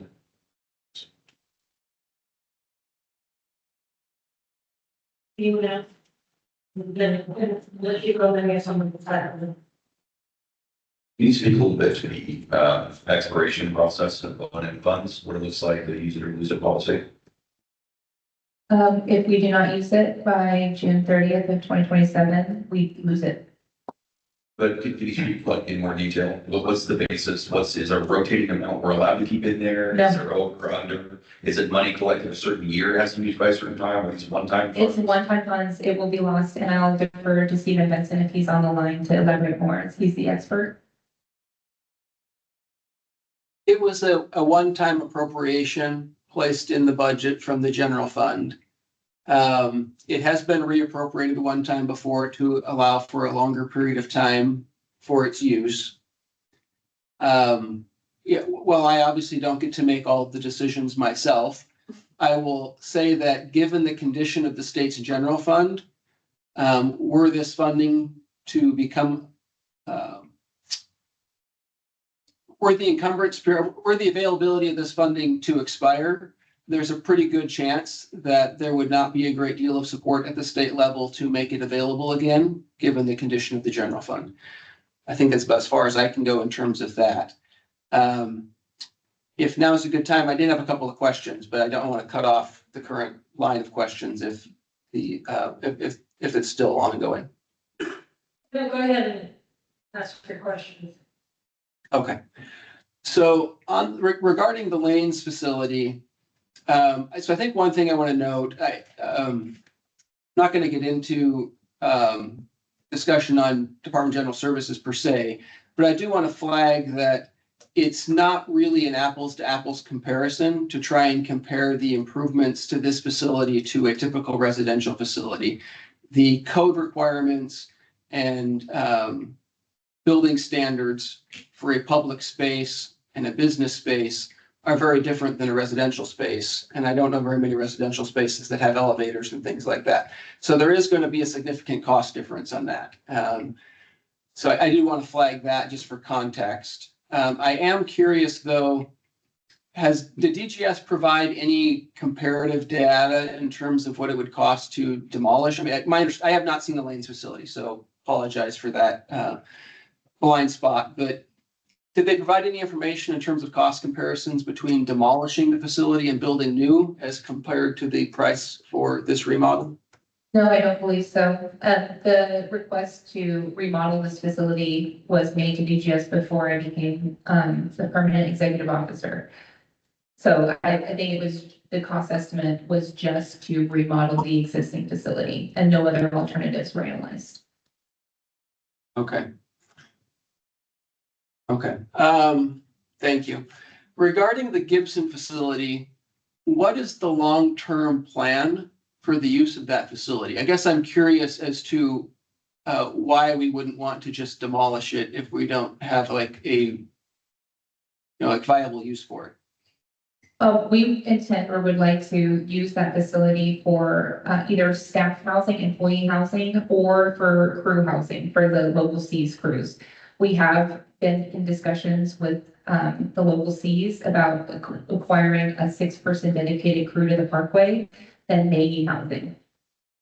And so we would like to be able to provide that space for them.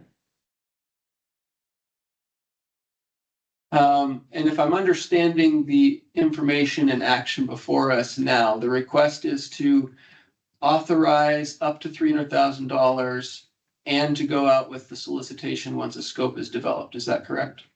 That is the current recommendation. However, the board can modify it if they choose to do so. I would like to at least receive authority to provide a detailed scope of work and cost estimate for a facility remodel.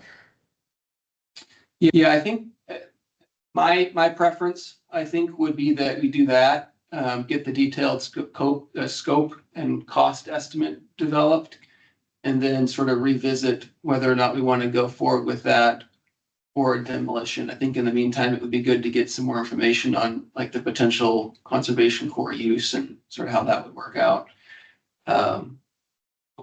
Yeah, so I think my preference, I don't want to cut off conversation, but I think my preference, just so it's out there, is that our action would be to approve moving forward with the Lanes facility, but for the Gibson facility, to just get the detailed scope and cost information developed and come back to the board before anything else happens.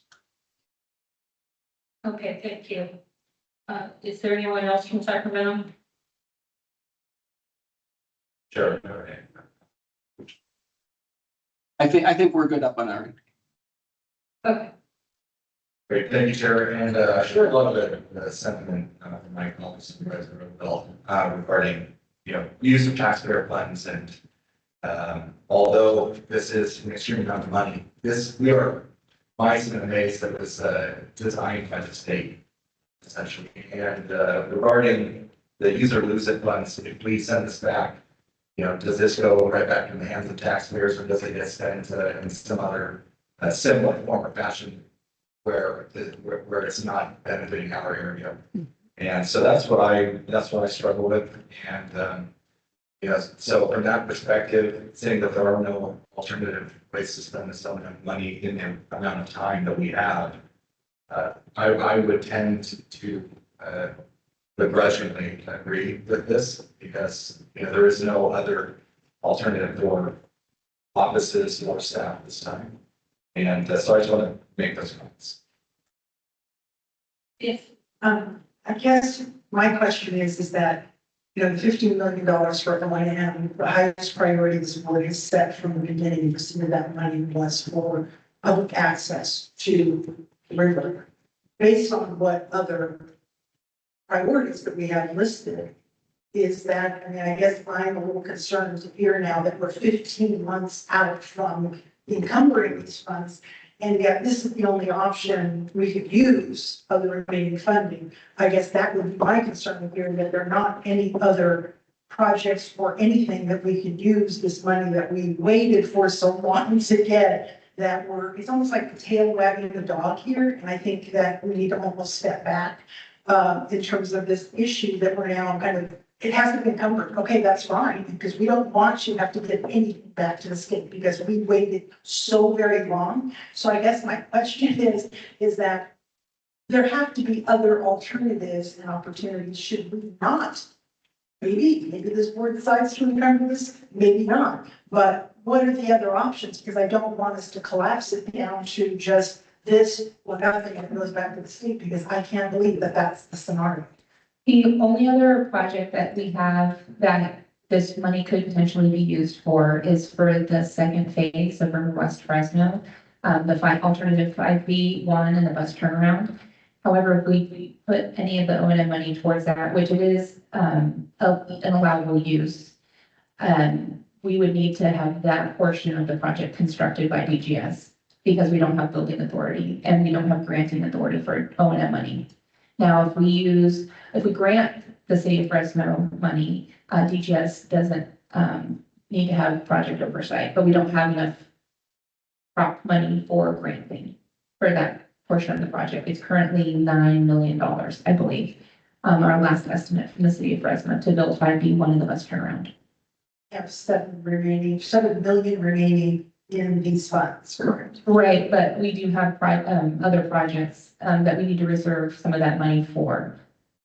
So we would only have about $4 million that we could allocate, which if the board wanted to vote and on the remaining Prop 4 money plus the O&M money, we would need to get a scope of work and cost estimate from DGS, and that may be more expensive than $9 million.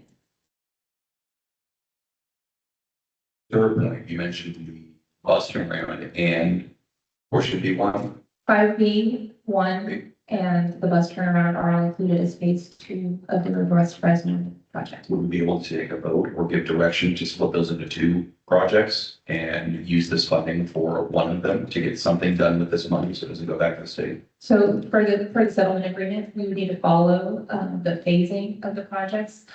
We are only allowed to move forward with the core project at this time because we only have funding identified for that, which is what the board has done. To move forward with the rest of it, I think we need to do it either together of all of it together, I think, to be compliant with the settlement agreement. And so again, the $9 million cost estimate is from the city. And if we were to refer this project to DGS, it may be more than 9 million. Okay, can we double check on that and make sure there's no way that we can do half of it with the city, with the city's contracting to get half of that done? I know it seems like it now, but I think that I would be in favor of the 300,000 to move forward with a more detailed cost estimate and moving the rest of that money. It seems like there's some interest to put that toward access. If there's any way that we could talk to the city, see what our contracting limitations are, to see if we could, kind of parse that out. Well, it wouldn't be the city, it would be DGS, because we're going to be allocating O&M funding. It would automatically, the city would be kicked out of 5B and 1. Gotcha. I feel like there's a way to get to something productive here that increases access, furthers over the west plan, and doesn't result in us losing that money. Maybe somebody if they're smart, we can come up with it.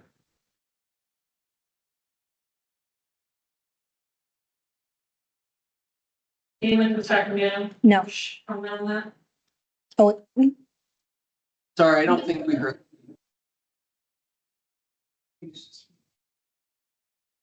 what was that?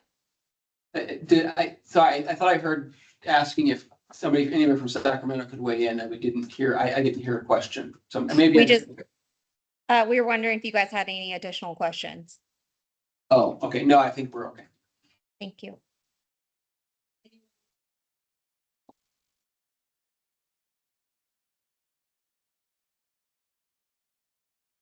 My name is Mark Smith. I couldn't really hear everything you said. When you speak a little faster than I can get it in through my ears. But it seemed to me, you were saying that you couldn't lease property because that would take too long from a private entity because of GSA, whatever. And then, but also because there's state property that's vacant and available for offices in the area. Is that what you were saying? Yes, we are in our state-owned facility right now, the Lanes facility. So if we vacate it to lease elsewhere, that wouldn't make sense to the DGS. Is there other state office buildings that are vacant? There is at least one. There's this huge one that was built as a white elephant there and near 41 and Bryant is sitting there waiting for the insurance company to move the estate's insurance. There's people that figure out what to do when they got a long-term lease there. Why not move your offices into vacant state space and apply this money to actually doing what the Conservancy is here to do, which is create further access and improvements of the river property. To me, this sounds like a huge waste of taxpayer funds, as Mr. Bradford said, because you don't want to deal with going to vacant state property. If I misunderstand, that's fine, just explain. Thank you. I guess what I would say is the property in question, Lanes, if the Conservancy were to seek another alternative, they would essentially vacate the state property that they already own. I'm not sorry. The property, the Lanes property is already owned by the state. Right. It's an empty state property. Essentially, if an alternative were sought to seek some other state property, they would be vacating state property. Searching out another vacant space. And even with state-owned property, there's an associated lease. So our office at my agency, Department of Fish and Wildlife, it's owned by the state of California. We pay a lease to that state agency. But as I said, the lease, our current annual lease, is about 700. Well, it seems to me that if the state has vacant property and it's gonna lease it to an agency like this, they would be doing it on a nonprofit basis, so they're cheaper than a private landlord probably. And, you could, that place where the Lane property is, could easily, you could just demolish everything there and put that back into the parkland. Or into the land that's being used for recreation. That doesn't, it doesn't add anything as it's sitting there, this, oh, your office is near the river. I mean, that's not gonna make any difference to the operations of this organization. This organization could be in Pine, or could be in Fresno, they could be in lots of places. And it seems like there needs to be some consideration of that. To say you want to spend the money that's gonna go away if you don't spend it, seems to me just a classic government waste of money that really could be put to use quickly by the folks. You could fix the Ledger Island Bridge for half of that, I think, or whatever. There are so many things that could be done along the river before building one. To my perspective, appears to be a vanity project that you gotta have your own place.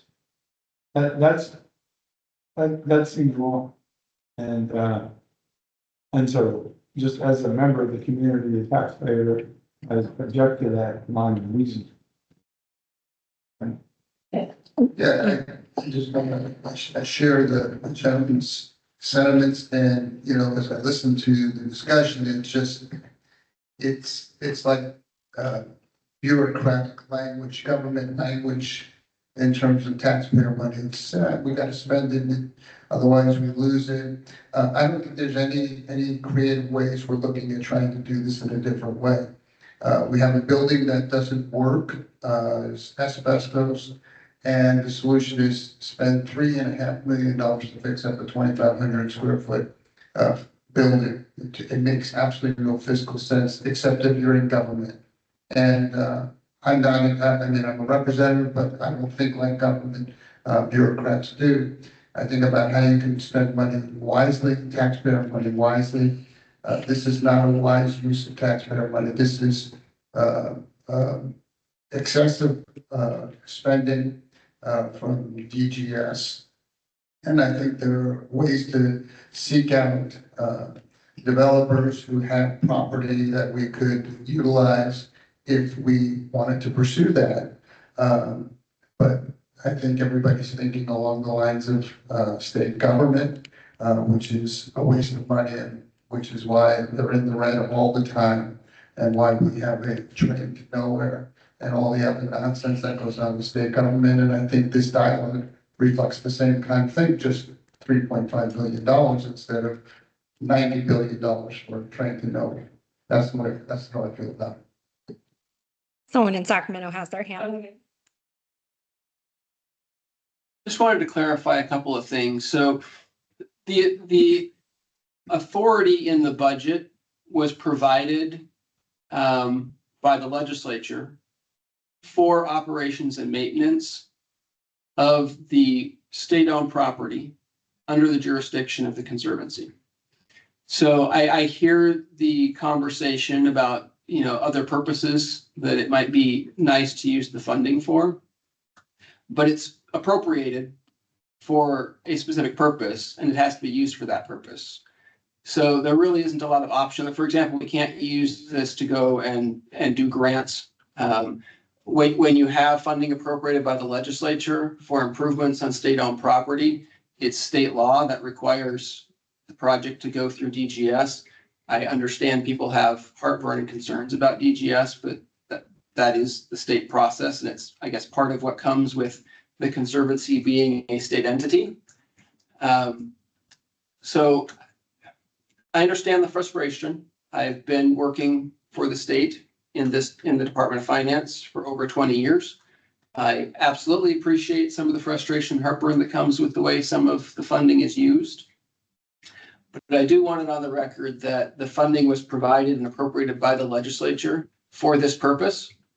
And so, you know, we have to make sure that the Conservancy's staff have an appropriate place to work in. And while we could certainly consider other options, I don't know anything about the other vacant state-owned property that's in the Fresno area. We could certainly take a look at that, but I think it's been pointed out that would still require moving. There's nothing to say that that other existing state-owned property doesn't also need improvements. That could be costly. So I feel like we need to move forward with, there was a recognition that the property that was acquired by the state for this purpose was going to need improvements, and funding was provided to make those improvements. And I feel like we need to do that in order for the staff working there to have an appropriate workspace to work in.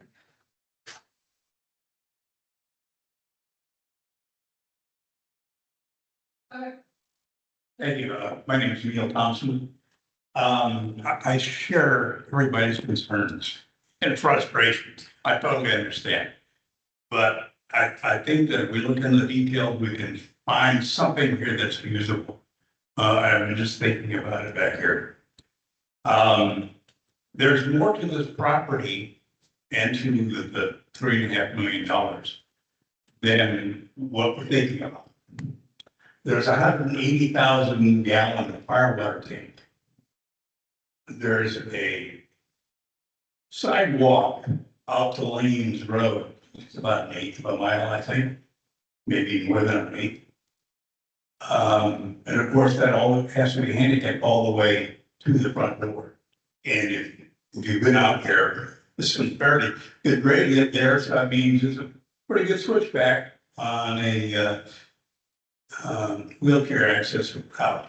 I think that the site, by the way, there's also a septic system that has to be redone. A new water well has to be put in. Round numbers, maybe 1/3 of that amount is just site work. Getting a all-weather access, fire access all the way around, fire water, et cetera. So I think not all of that's just in the building itself. But there's something else that we have here, and that's the site. The site is on the water. It's on the river. It also has a road to it. And it's a pretty good sized site. It's right next to Jensen Ranch, which is city owned, city operated. So we're always looking for access for the public to get to the water. And parking that's halfway close to it. I think it's critical that we put that together and say, okay, if we put all those improvements into the building, if we do it reasonably, we can get access for the public to the water and for parking, and provide an enormous amount of parking that we don't have now and we won't have even when President West is completed. So I think there's something here that we can work with. Thank you.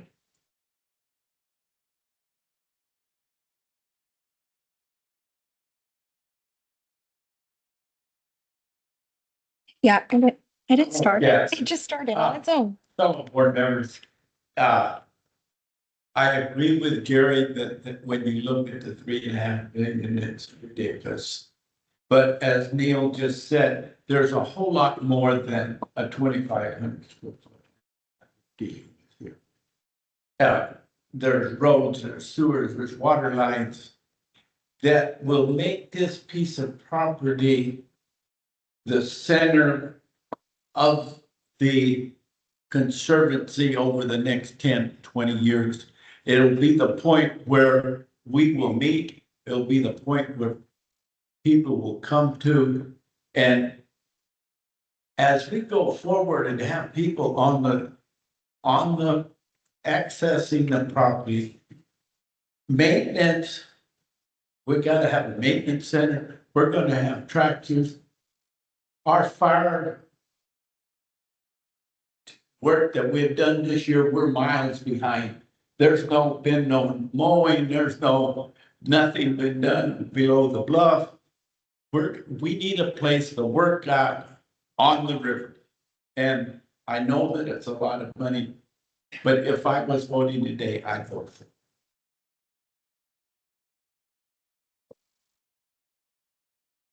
Anyone else from the public like wish to comment on this item? Okay, given the fact that the funds are expiring in June, on June 30th of next year, 2027, and this money has to be allocated to O&M, so there's no time crunch coming down the next meeting. I would make a motion based on the next steps to authorize the development of the scope of work and cost estimate for Gibson facility remodel point 2, which is about $300,000. Continue coordination with Lessie regarding reclamation and site use. And then for staff, direct staff to come back with other ideas under operations and maintenance that this money can be allocated right now, just to give us a full slate of what our options are, to include infrastructure, to include access points, to include actual maintenance, whether it's mowing, maintenance of vegetation, things like that, or fire, whatever else. I don't think there's anything that's preventing us from coming back, doing some more research, having some conversations, brainstorming a little more between now and the next meeting. So I would make a motion that that portion of it, the 3.5 million for lanes, be pushed to a more informative next board meeting, while authorizing the other two parts, next step 2 and 3, development of scope of work and continued coordination.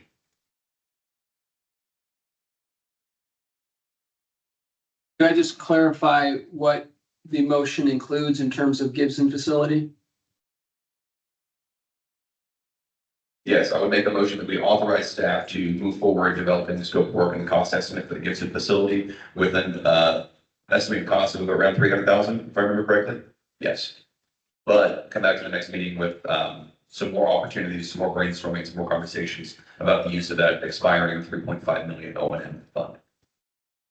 Would that also require a staff to come back to the board regarding Gibson facility? They can develop the scope and cost, but not actually execute a contract. Would probably depend on what point they're at in that process. It may just be informational. That would be up to them if they're to a point where they need more direction or approval at the next meeting based on the process. Okay. You know, I think it would be good to give, if we're asking for the conservancy to go out.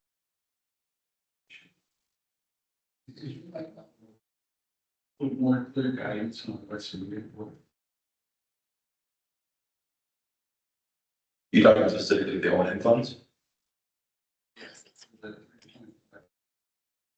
We discussed things like the 5B1. We discussed things like the bus turnaround. We discussed briefly some other options for O&M funding, where it could potentially go, with obviously the barriers to that. And then we heard from the public about a lot of other things that could probably use some O&M funding as well. I'm sure there's a comprehensive list that maybe we can go through as a board between now and the next meeting, do some homework, get some recommendations from staff, and be presented with some more options for that portion of the fund.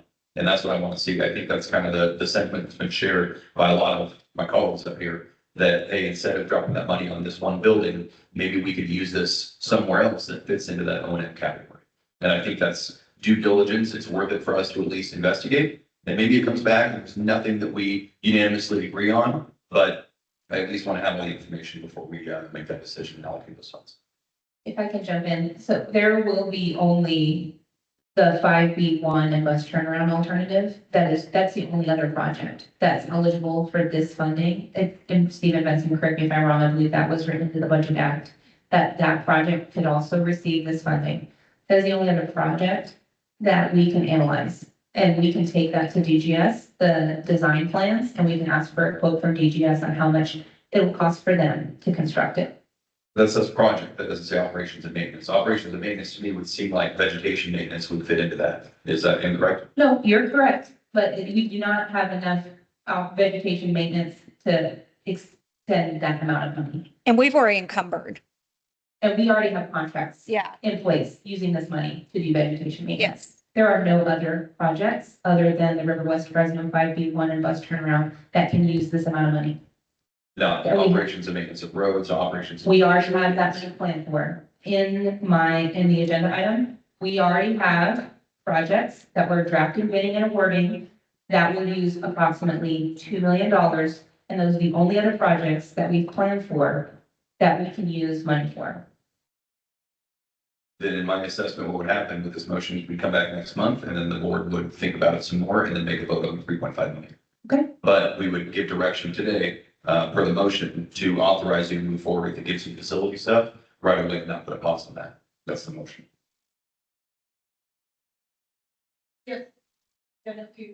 Just a clarifying question. You said that it can only be used for part B of the River West. Why, what's the limiting factor to analyze or consider this to build a bridge over to the Bella Tree? That is a conceptual project. The board has not voted on that, and we do not have plans that we can fund.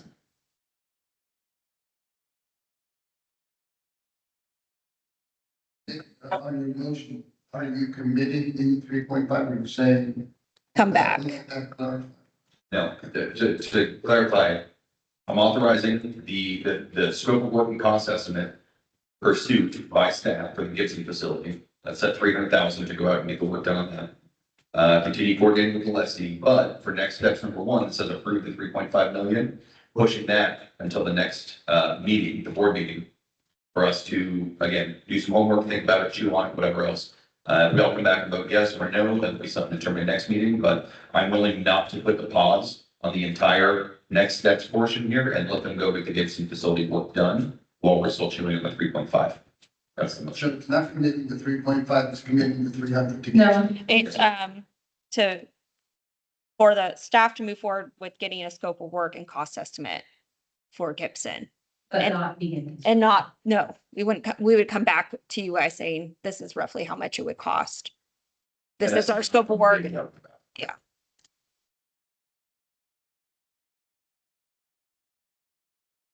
Gibson, Yes. Gibson. No, no. Nick is requesting that we come back.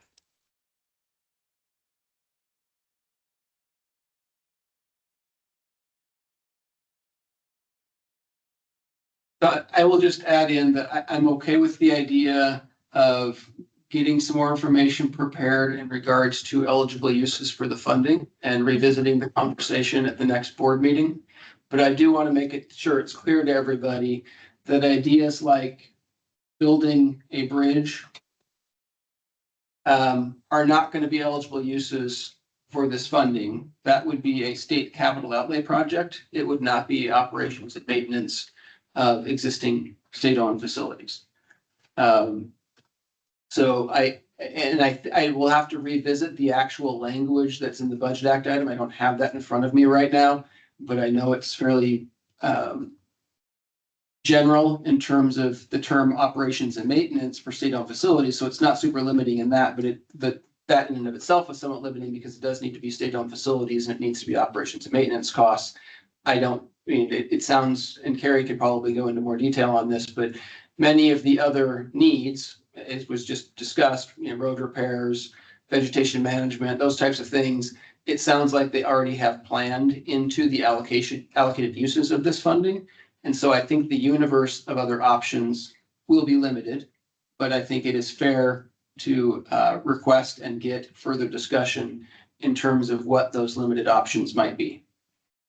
Totally, understood. I appreciate that commentary. And this board may decide at the next meeting that 3.5 million is just maybe back to Sacramento, but whatever that is, that decision to be made, I don't want that to get in the way of the Gibson work, which we can proceed with now. I think we should, by any motion. To give some scoping. Let's not call it work because we're not doing any work. It's just scoping. The paperwork, not the, Thank you. Can you repeat the motion, please, for the record? Can you repeat the motion for the record? I was like, he probably has it written down better than I do. The motion is to authorize the development of the scope of work and cost estimate for the Gibson facility, start the bid process, to continue the coordination with the lessee regarding reclamation and site use, not to approve at this time the $3.5 million for lanes or anything else, but to bring that portion of the item back to the next meeting after enhanced study and, as our partner in Sacramento said, exploration of the universe of possibilities for that money. I will second. Second. Right. Miss Austin, No. Mr. Richardson, Yes. Mr. Bredefield, Yeah. Mr. Walmoff, No. Miss Sandoval, Mr. Hatler, Mr. Barber, Miss Norris, Aye. Miss Hudson, Yes. Mr. Benson, Aye. Miss Foreham, Yes. Mr. O'Connell, Yes. Miss Ruiz. And the yeas have it.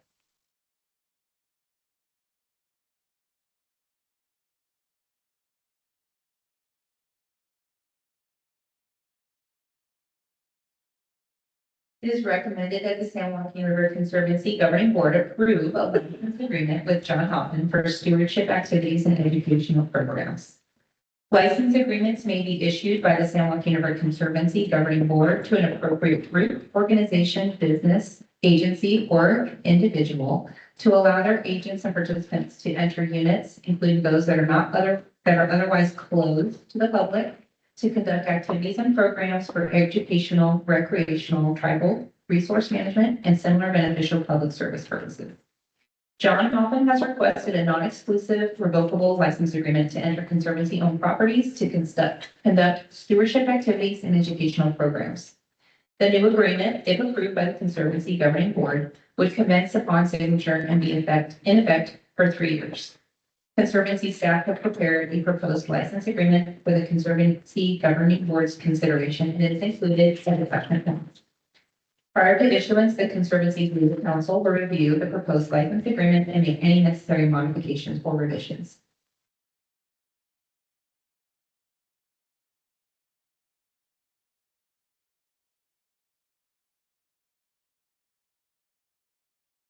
Any questions in Sacramento? No. Anyone from the public?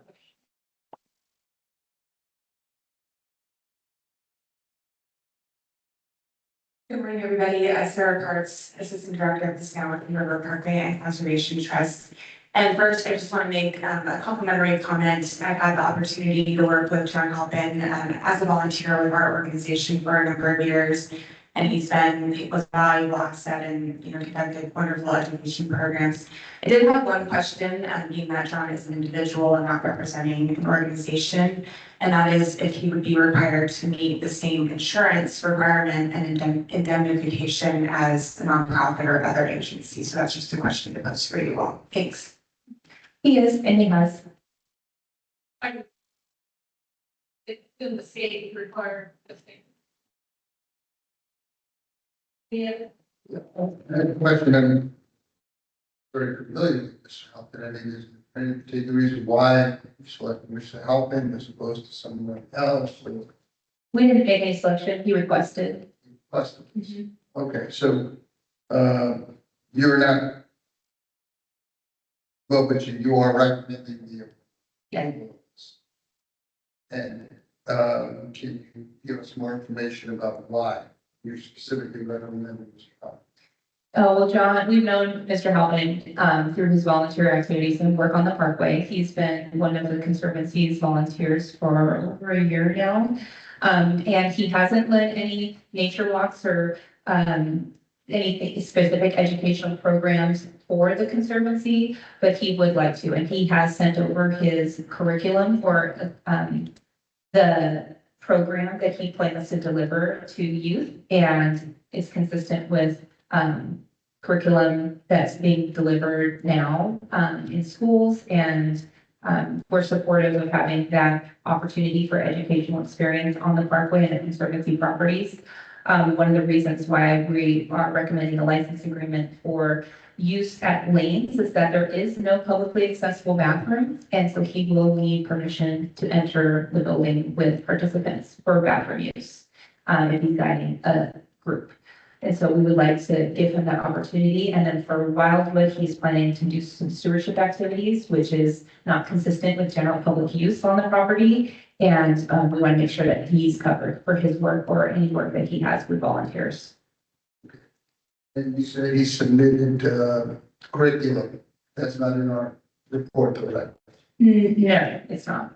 In the attachment 1, in the exhibit for lanes, it does describe, like, just there's a bullet of what he, wants to present.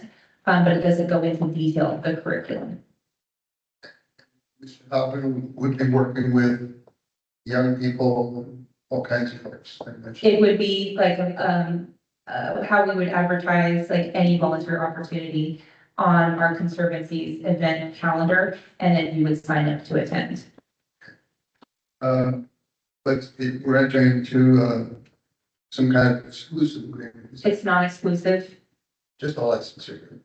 It's a license agreement to allow them access to properties that are not otherwise open to the public, or for uses of the properties that are not consistent with the general public's use. I guess for me, I just would feel like I need more information before I can support this. But that's me. There's also the board, we can look at this plan The nature walk? Yeah, sure. and this person can. Yes. Is there a requirement with the service to have sales license? We don't have. This is a program that it is a volunteer-based program. We don't have any specific requirements, but the state probably does. For working with you. So it's a volunteer, you would sign up, just like any of our programs that are volunteer-based, you sign a waiver. And we have kids come out to events on the property all the time, and we have adults that work with kids, but their parents are there supervising them. So it would be, you wouldn't have a minor that's not accompanied by their parent guardian. So just to be clear, this isn't a conservancy sponsored event, this is literally just allowing you. It's allowing on the property. So I think that's.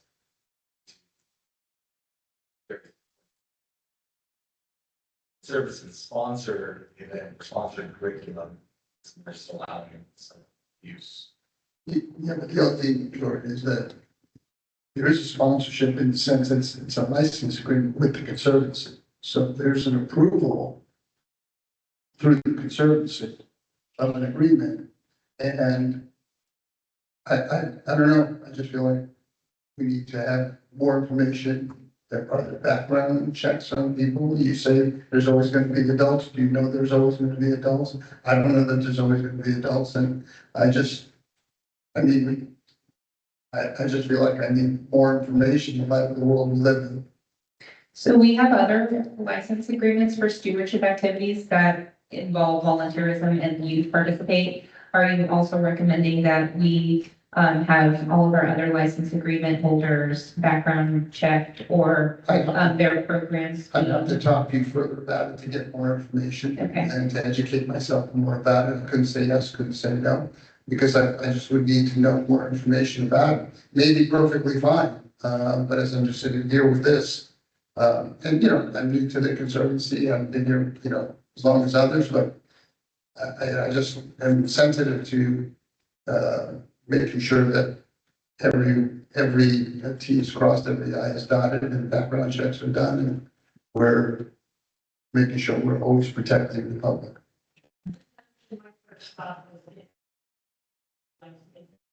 And it's a minimal cost to live scan.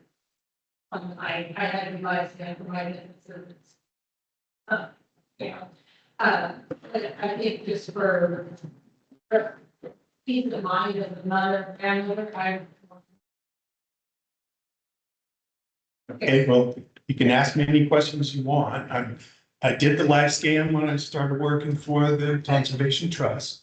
So I don't have a problem with going and doing that again. My thought is that I would do nature walks, say on the weekends, and invite people to come out. If minors show up, they have to have a parent with them. I won't take them out on their own. I don't, I'm they can not. sign a waiver without a parent's consent.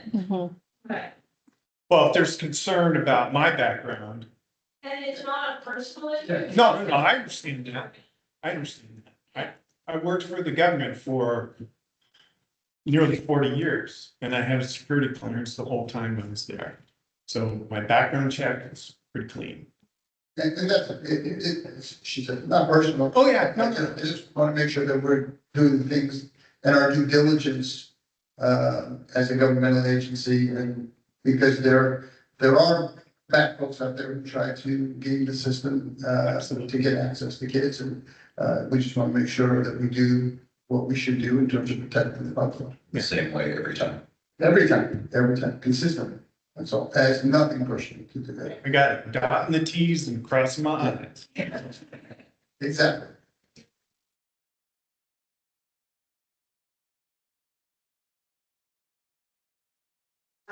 And I wanted to ask you, have you checked in with state parks? Since I know that we have a number of volunteers that they do, do background checks and they have agreements in place.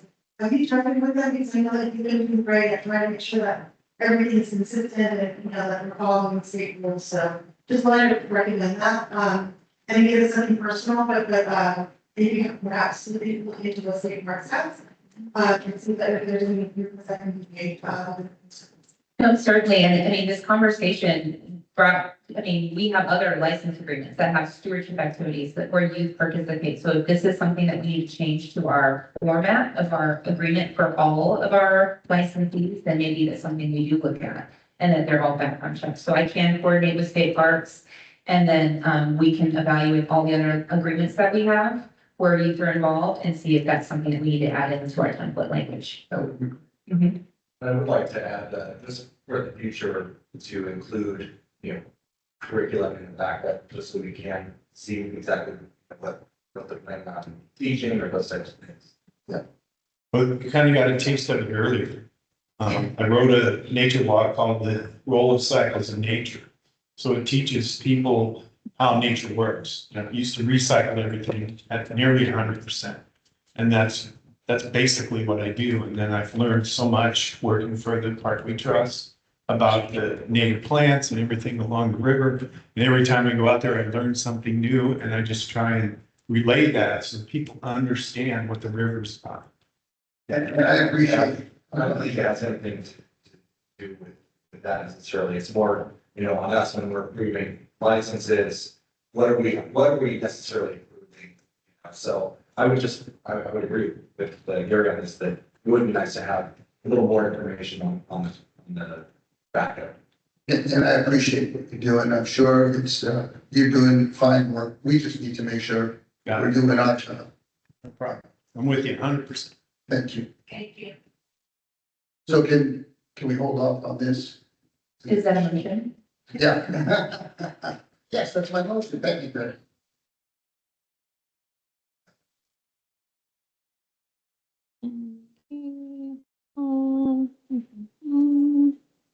Miss Austin. Oh, sorry. On this. Oh, yes. Mr. Alvin, Oh, wait, no, is it gonna rapidly and disruptively derail things if we vote on this next meeting? No, that's fine. I was thinking I could talk to Carrie on Tuesday. I'm usually out there on Tuesdays. We already went out to, we already did at the beginning. Yeah.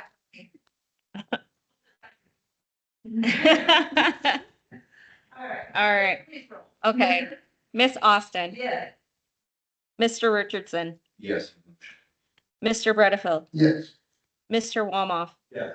Miss Sandoval. Mr. Hatler. Mr. Barber. Yes. Miss Norris. Yes. Miss Hudson. Yes. Mr. Benson. Aye. Miss Forehand. Mr. O'Connell. Yes. Miss Ruiz. The ayes have it.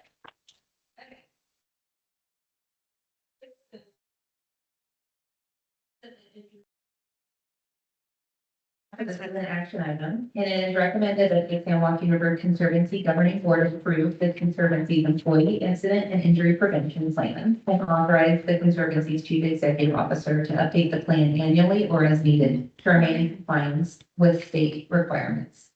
So California employers are legally required to provide and maintain a safe and healthy workplace under the California Occupational Safety and Health California Act of 1973. Since 1991, every employer in the state, including state agencies, cities, counties, districts, and other public entities, must establish, implement, and maintain a written employee injury and illness prevention plan. An effective employee IAPP identifies workplace hazards, establishes procedures to reduce risks, and outlines responsibilities for maintaining safety. This plan serves as a foundational document for workforce safety and injury prevention for all Conservancy employees. By establishing clear procedures, preventative practices, and ongoing training, the Conservancy's employee IAPP, which is included as attachment 1 in your packet, helps protect employees, strengthen workplace operations, and reduce avoidable costs. We have a draft for your review and approval. Understood. Was this, the implementation of this plan, was there anything like a bid process or a sifting through different providers for this plan, or different programs before it was proposed to us? I'm sorry, could you elaborate on your question? What we sifted through, I'm sorry, what? Is this a plan that's developed by the Conservancy? Did staff develop this? We used a template, that was the standard template, and then yes, we developed this. Okay. Any discussion by the board?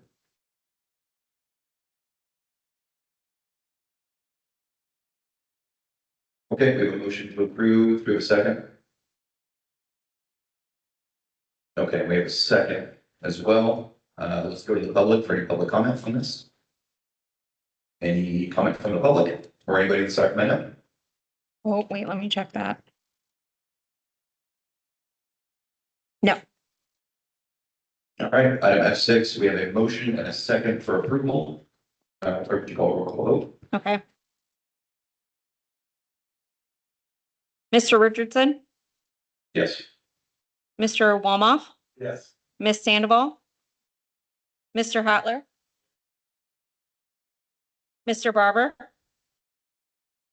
Miss Norris, Yes. Miss Hudson, Yes. Mr. Benson, Aye. Miss Forehand, Yes. Mr. O'Connell, Yes.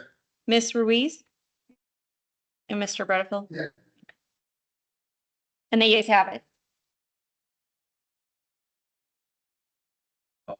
Let's see, action items, moving on to administrative and committee reports. We'll start with G1, Deputy Attorney General report.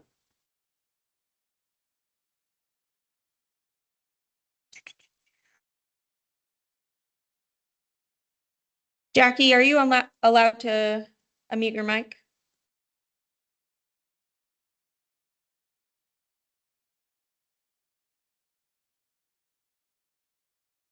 She has nothing to report this month.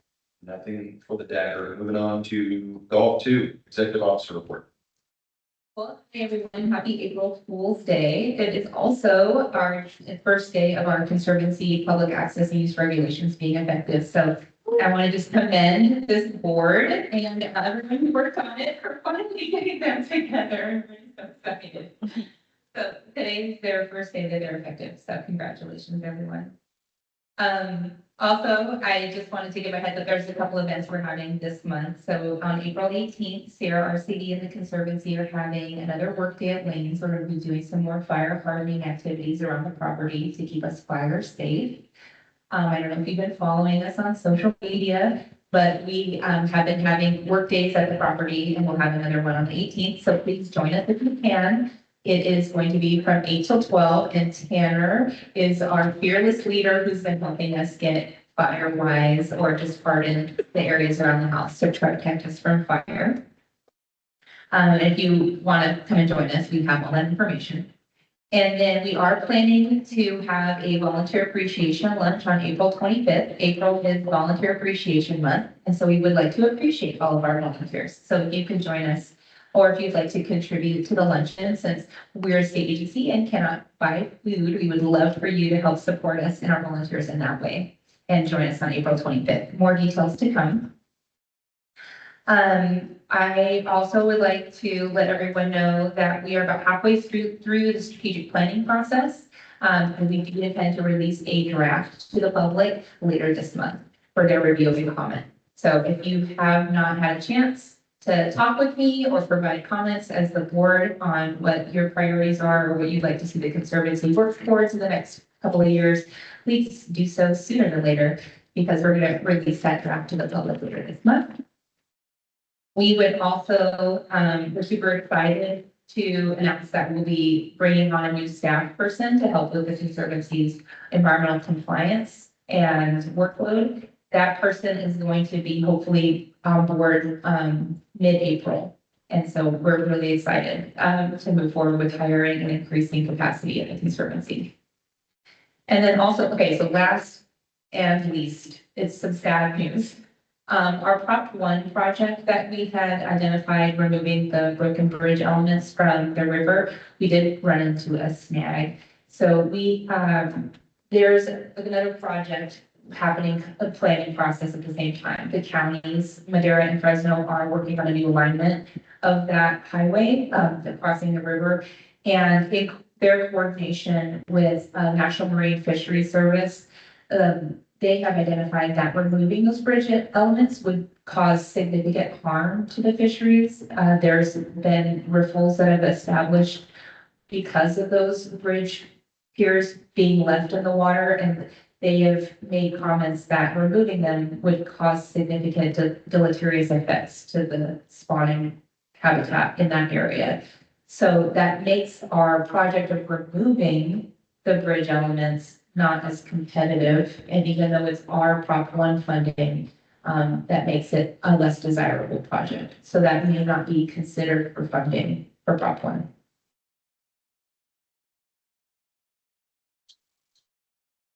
So some sad news. We are going to look into it more, but because the expiration date for Prop 1 was this June, we don't have enough, we might not have enough time to put it on the WCD's May agenda for their approval. So we might not meet the deadline to encumber the funds before they revert and expire. So I just wanted to give the board a heads up.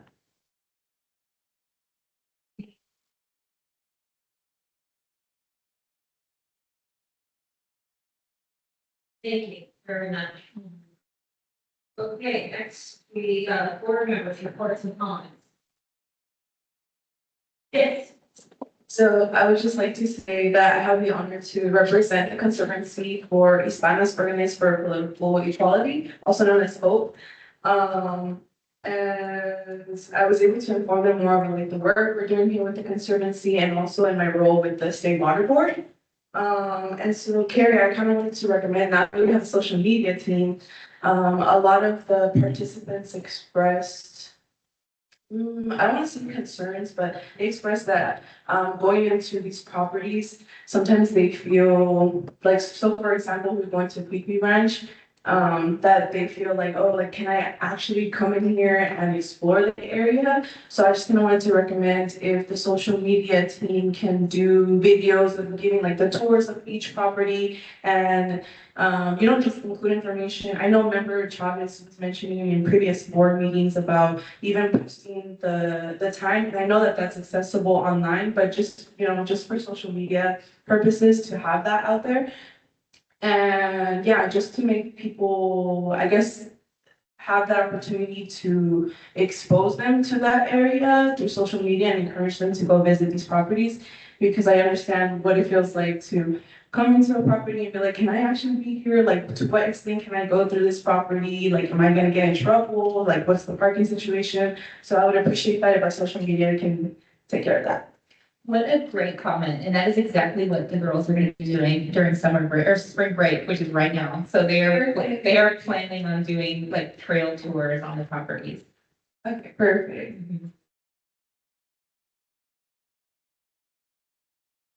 Thank you for doing that on Friday. It's any time we can get our voices out there and talk about the Conservancy, it's a great thing. Thank you for taking that time.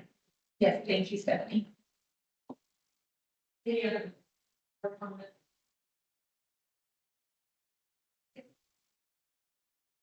Yep, just wanted to say really quickly, May 23rd, to your point, right, that we need to get the word out about what is accessible, how people can interact with the river and take charge of their own recreational activities. May 23rd this year is the first City of Fresno Fit Fest. Last year it was a smaller event and still bigger than expected. So this year, Since we have a weed fest and a tequila fest and a whiskey fest and a beer fest, this and that, all kinds of things that'll put you in the hospital. This is a festival that is strictly purposed to show people different ways to invest in their own health. This is your financial health, your nutritional health, and your social health, and your spirit, everything, right? All kinds of different kinds of fitness. It's out there in Northeast Fresno, at Tom Beamer Park. Again, May 23rd. I think it'd be a fantastic opportunity for the Conservancy, Parkway, the River Tree Friends, canoeing, water, you name it, anybody to be out there who has different ways to show people how to invest in their own longevity and fitness. So it'd be a great opportunity to get the word out, show people the things that are available to them, that they can be there, they're allowed, and they're encouraged. And if you'd like more information, or we can get you more information about how to participate, becoming a vendor and having a booth there is entirely free.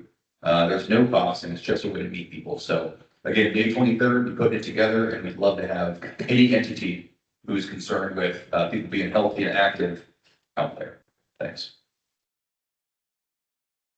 So I'm not getting outdoors and getting fit. I just wanted to remind folks that California is still seeking, the California Natural Resources Agency is still seeking feedback from the public agencies on trails. We want to know what areas you face with broken trails to renovating them, what trails can benefit communities. So if you visit California Trails Survey.com, that's going to provide that survey.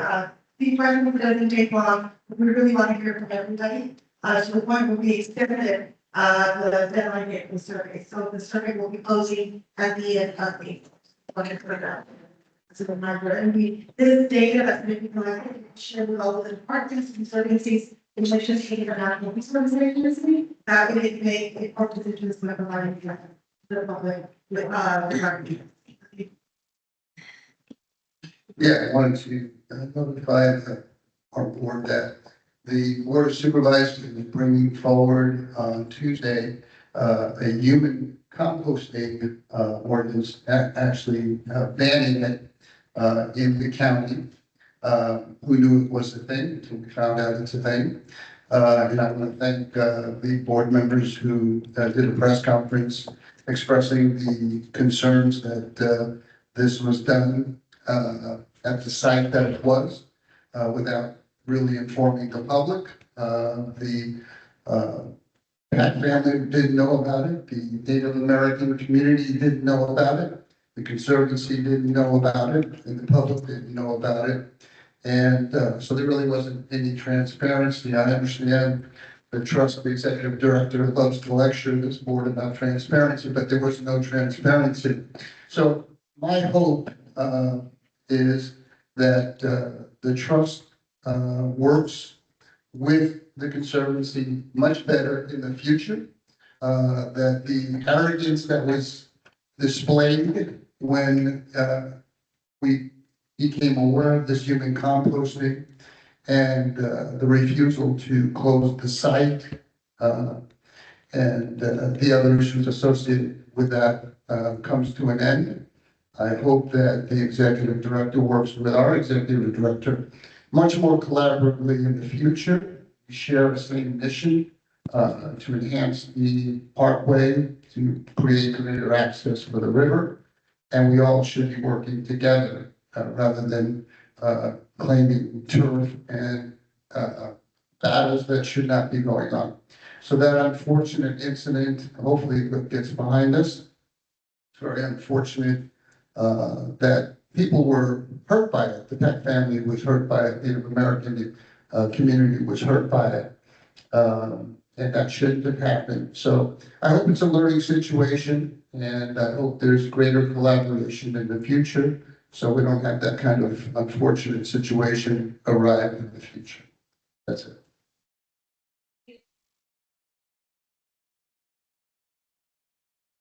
No.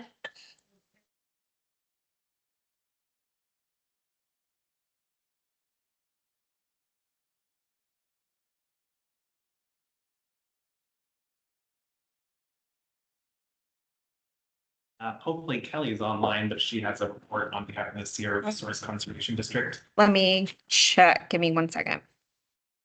Come on, computer.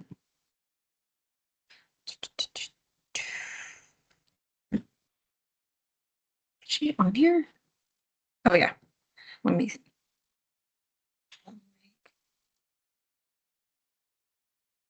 Kelly, are you allowed? You are allowed to unmute your mic now.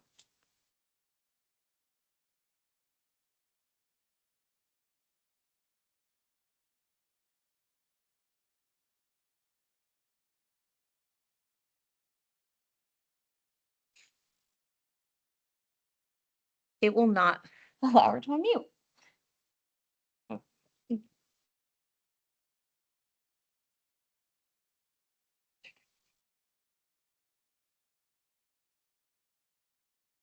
I don't know why it's doing this.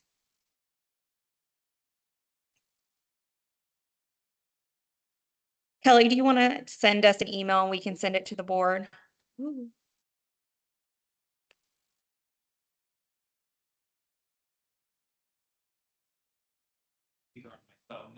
Yeah, that would be fine. Yeah, I'll hold it to this mic. Or what? Right there. Either one.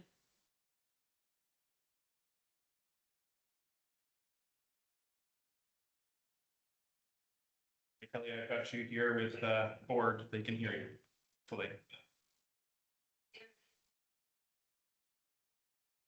Yes. Did she send them? In your email. No. Yes, it should be in there. Okay. She's pulling out her slides.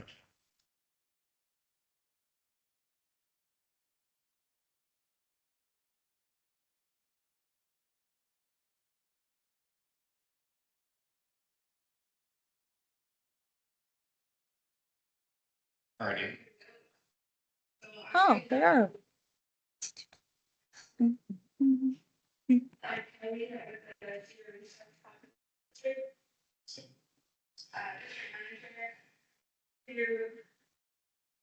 One of the meetings, I think it's the last one or one before that.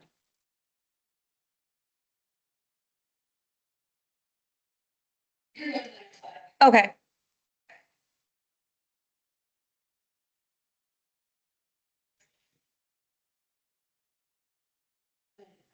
President County Health Department owners with their conservation needs for today and the future. Next slide.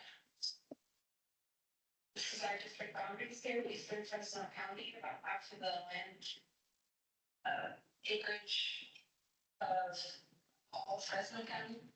And we have closely aligned mission on different values, programming and services with the MLK River services. Next slide. Update on our project right now. Mostly I wanted to say that our board of directors is strongly supporting us doing whatever we can to get this project completed. And we recently have looked at a financing program. I believe I brought to your attention that cash flow would be basically getting all this completed in time for the deadline. And I believe that will no longer be an issue if we get this financing program passed at our next board meetings. Wanted to clear our first board members are supportive of doing what we can to meet all the deliverables and stand up and do what else that we can be for it and servicing. Yeah. In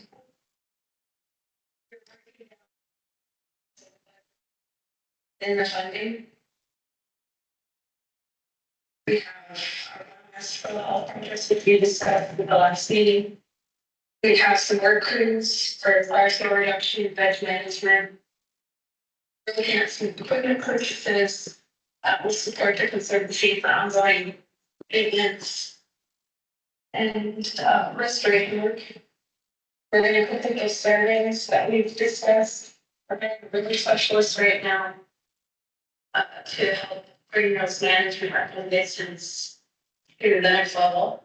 We've done a lot of the surveying, but the actual management recommendations, I think it needs some more professional input. So I have a specialist that we're looking at some grazing concepts. We're looking at area properties and getting through the details on what properties, what areas how long, what animals, all the things that come along with that.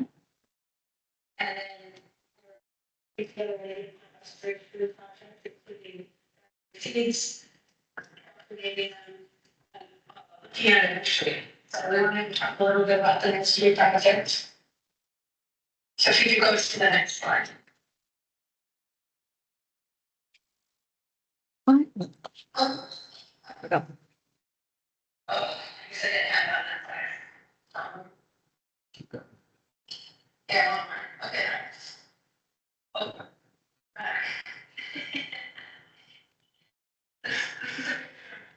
Talk about an issue, but what it would be similar to like a shade structure, a similar space, or all kinds of tables and we're looking at different properties that we could do that. But we should definitely complete this before the end of this project.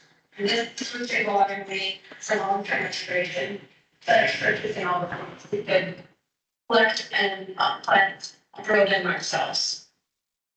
And I have staff, including Ken and his team, everybody, I think everybody excited about this opportunity. We have climate action experience that can help support this on Ken. And our city's willing to help in the long term on seeing that this type of nursery effort would be. And if you go back to the last slide, the slide.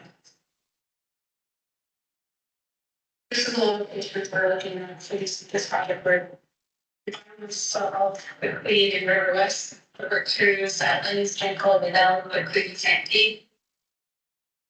Equipment purchases are general for all properties. Surveys would be for all, but the top five that we're focused on, the most accurate for them. Degreasing road, the Atlantis, Janko, River West, the White and Vidal. Here's plant restoration means to start looking at possible parenting and others to be determined as they're still working through this. And then nursery, we're looking at perhaps the Gibson side. Another piece that we were talking to Carrie about is with the Gibson's activities for workers. We are looking at applying for NPC. We've listed 3 or 4 AmeriCorps crews in the past and they've done fire field reduction with our private and these are Jefferson County and the Fire West communities. And it's been a huge success program. We've seen in every cohort folks turn around and decide to go and career see what it's worth to our conservation work. So we would love to host another team, if we can do that, working with the here, so we can see. We'd like to do that, so. I think that's our update for today. If there are any questions, we'd be happy to take some.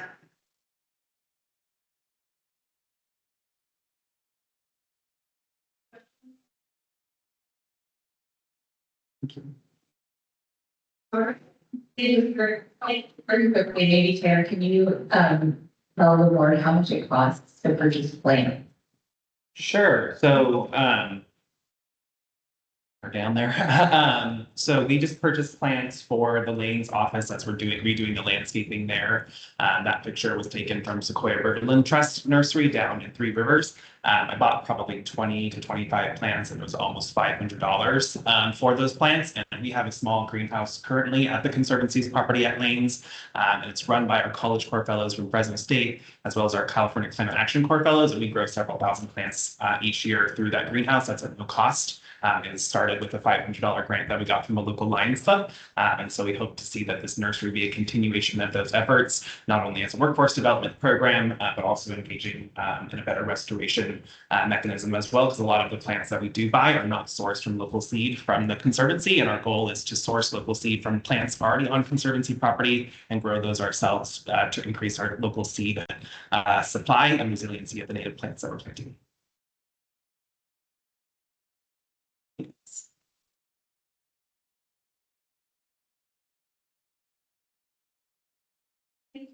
Thank you. I have a couple of comments on what Mr. Bradfield was talking about. About composting. public comment is. I just want to clear up a couple of things about this. People keep talking about composting happening on the property in question here. The composting process was completed long before that material got to the parkway. Okay, but I keep hearing that, and I just want to make sure that that was clarified. No, we understand that it came from out of state and it's currently illegal in the state now. Yeah, I understand that, and I understand that the communication could have been much better on this. And that, you know, come January 1st of next year, it will be legal here in California, and there are some regulations that we still need to put in place. And it's my plan as soon as possible to set myself up to be composted, because it is a more natural process than other burial processes that we do. You know, pumping bodies full of chemical and then putting them in a hermetically sealed coffin and putting them 6 foot under, it sequesters that material for probably thousands of years. So doing it this way is much more conducive to natural process. Thank you. Okay, we will be moving on to closed session. The before meeting closed session, members of the public will be right the opportunity to comment on the closed session agenda item. Anyone in the public wish to comment? All right, thank you, everyone. And if you're not here when we report out, we'll see you May 6th. All right, we ready to get the session? Thank you. Okay.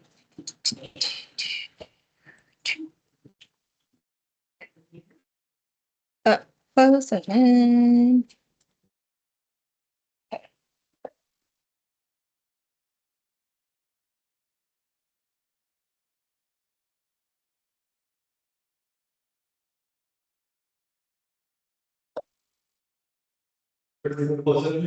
Following you, Nick. All right, let's go.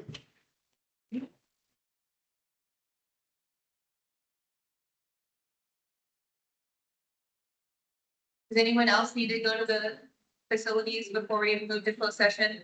I need. If you'd like somewhere to go, just go to the left. I sure. You can also go to the door to the right. Both of these behind us, both of those lead to the closed session room. To the right is the restroom as well. Like take advantage of that. If not, to the left is also.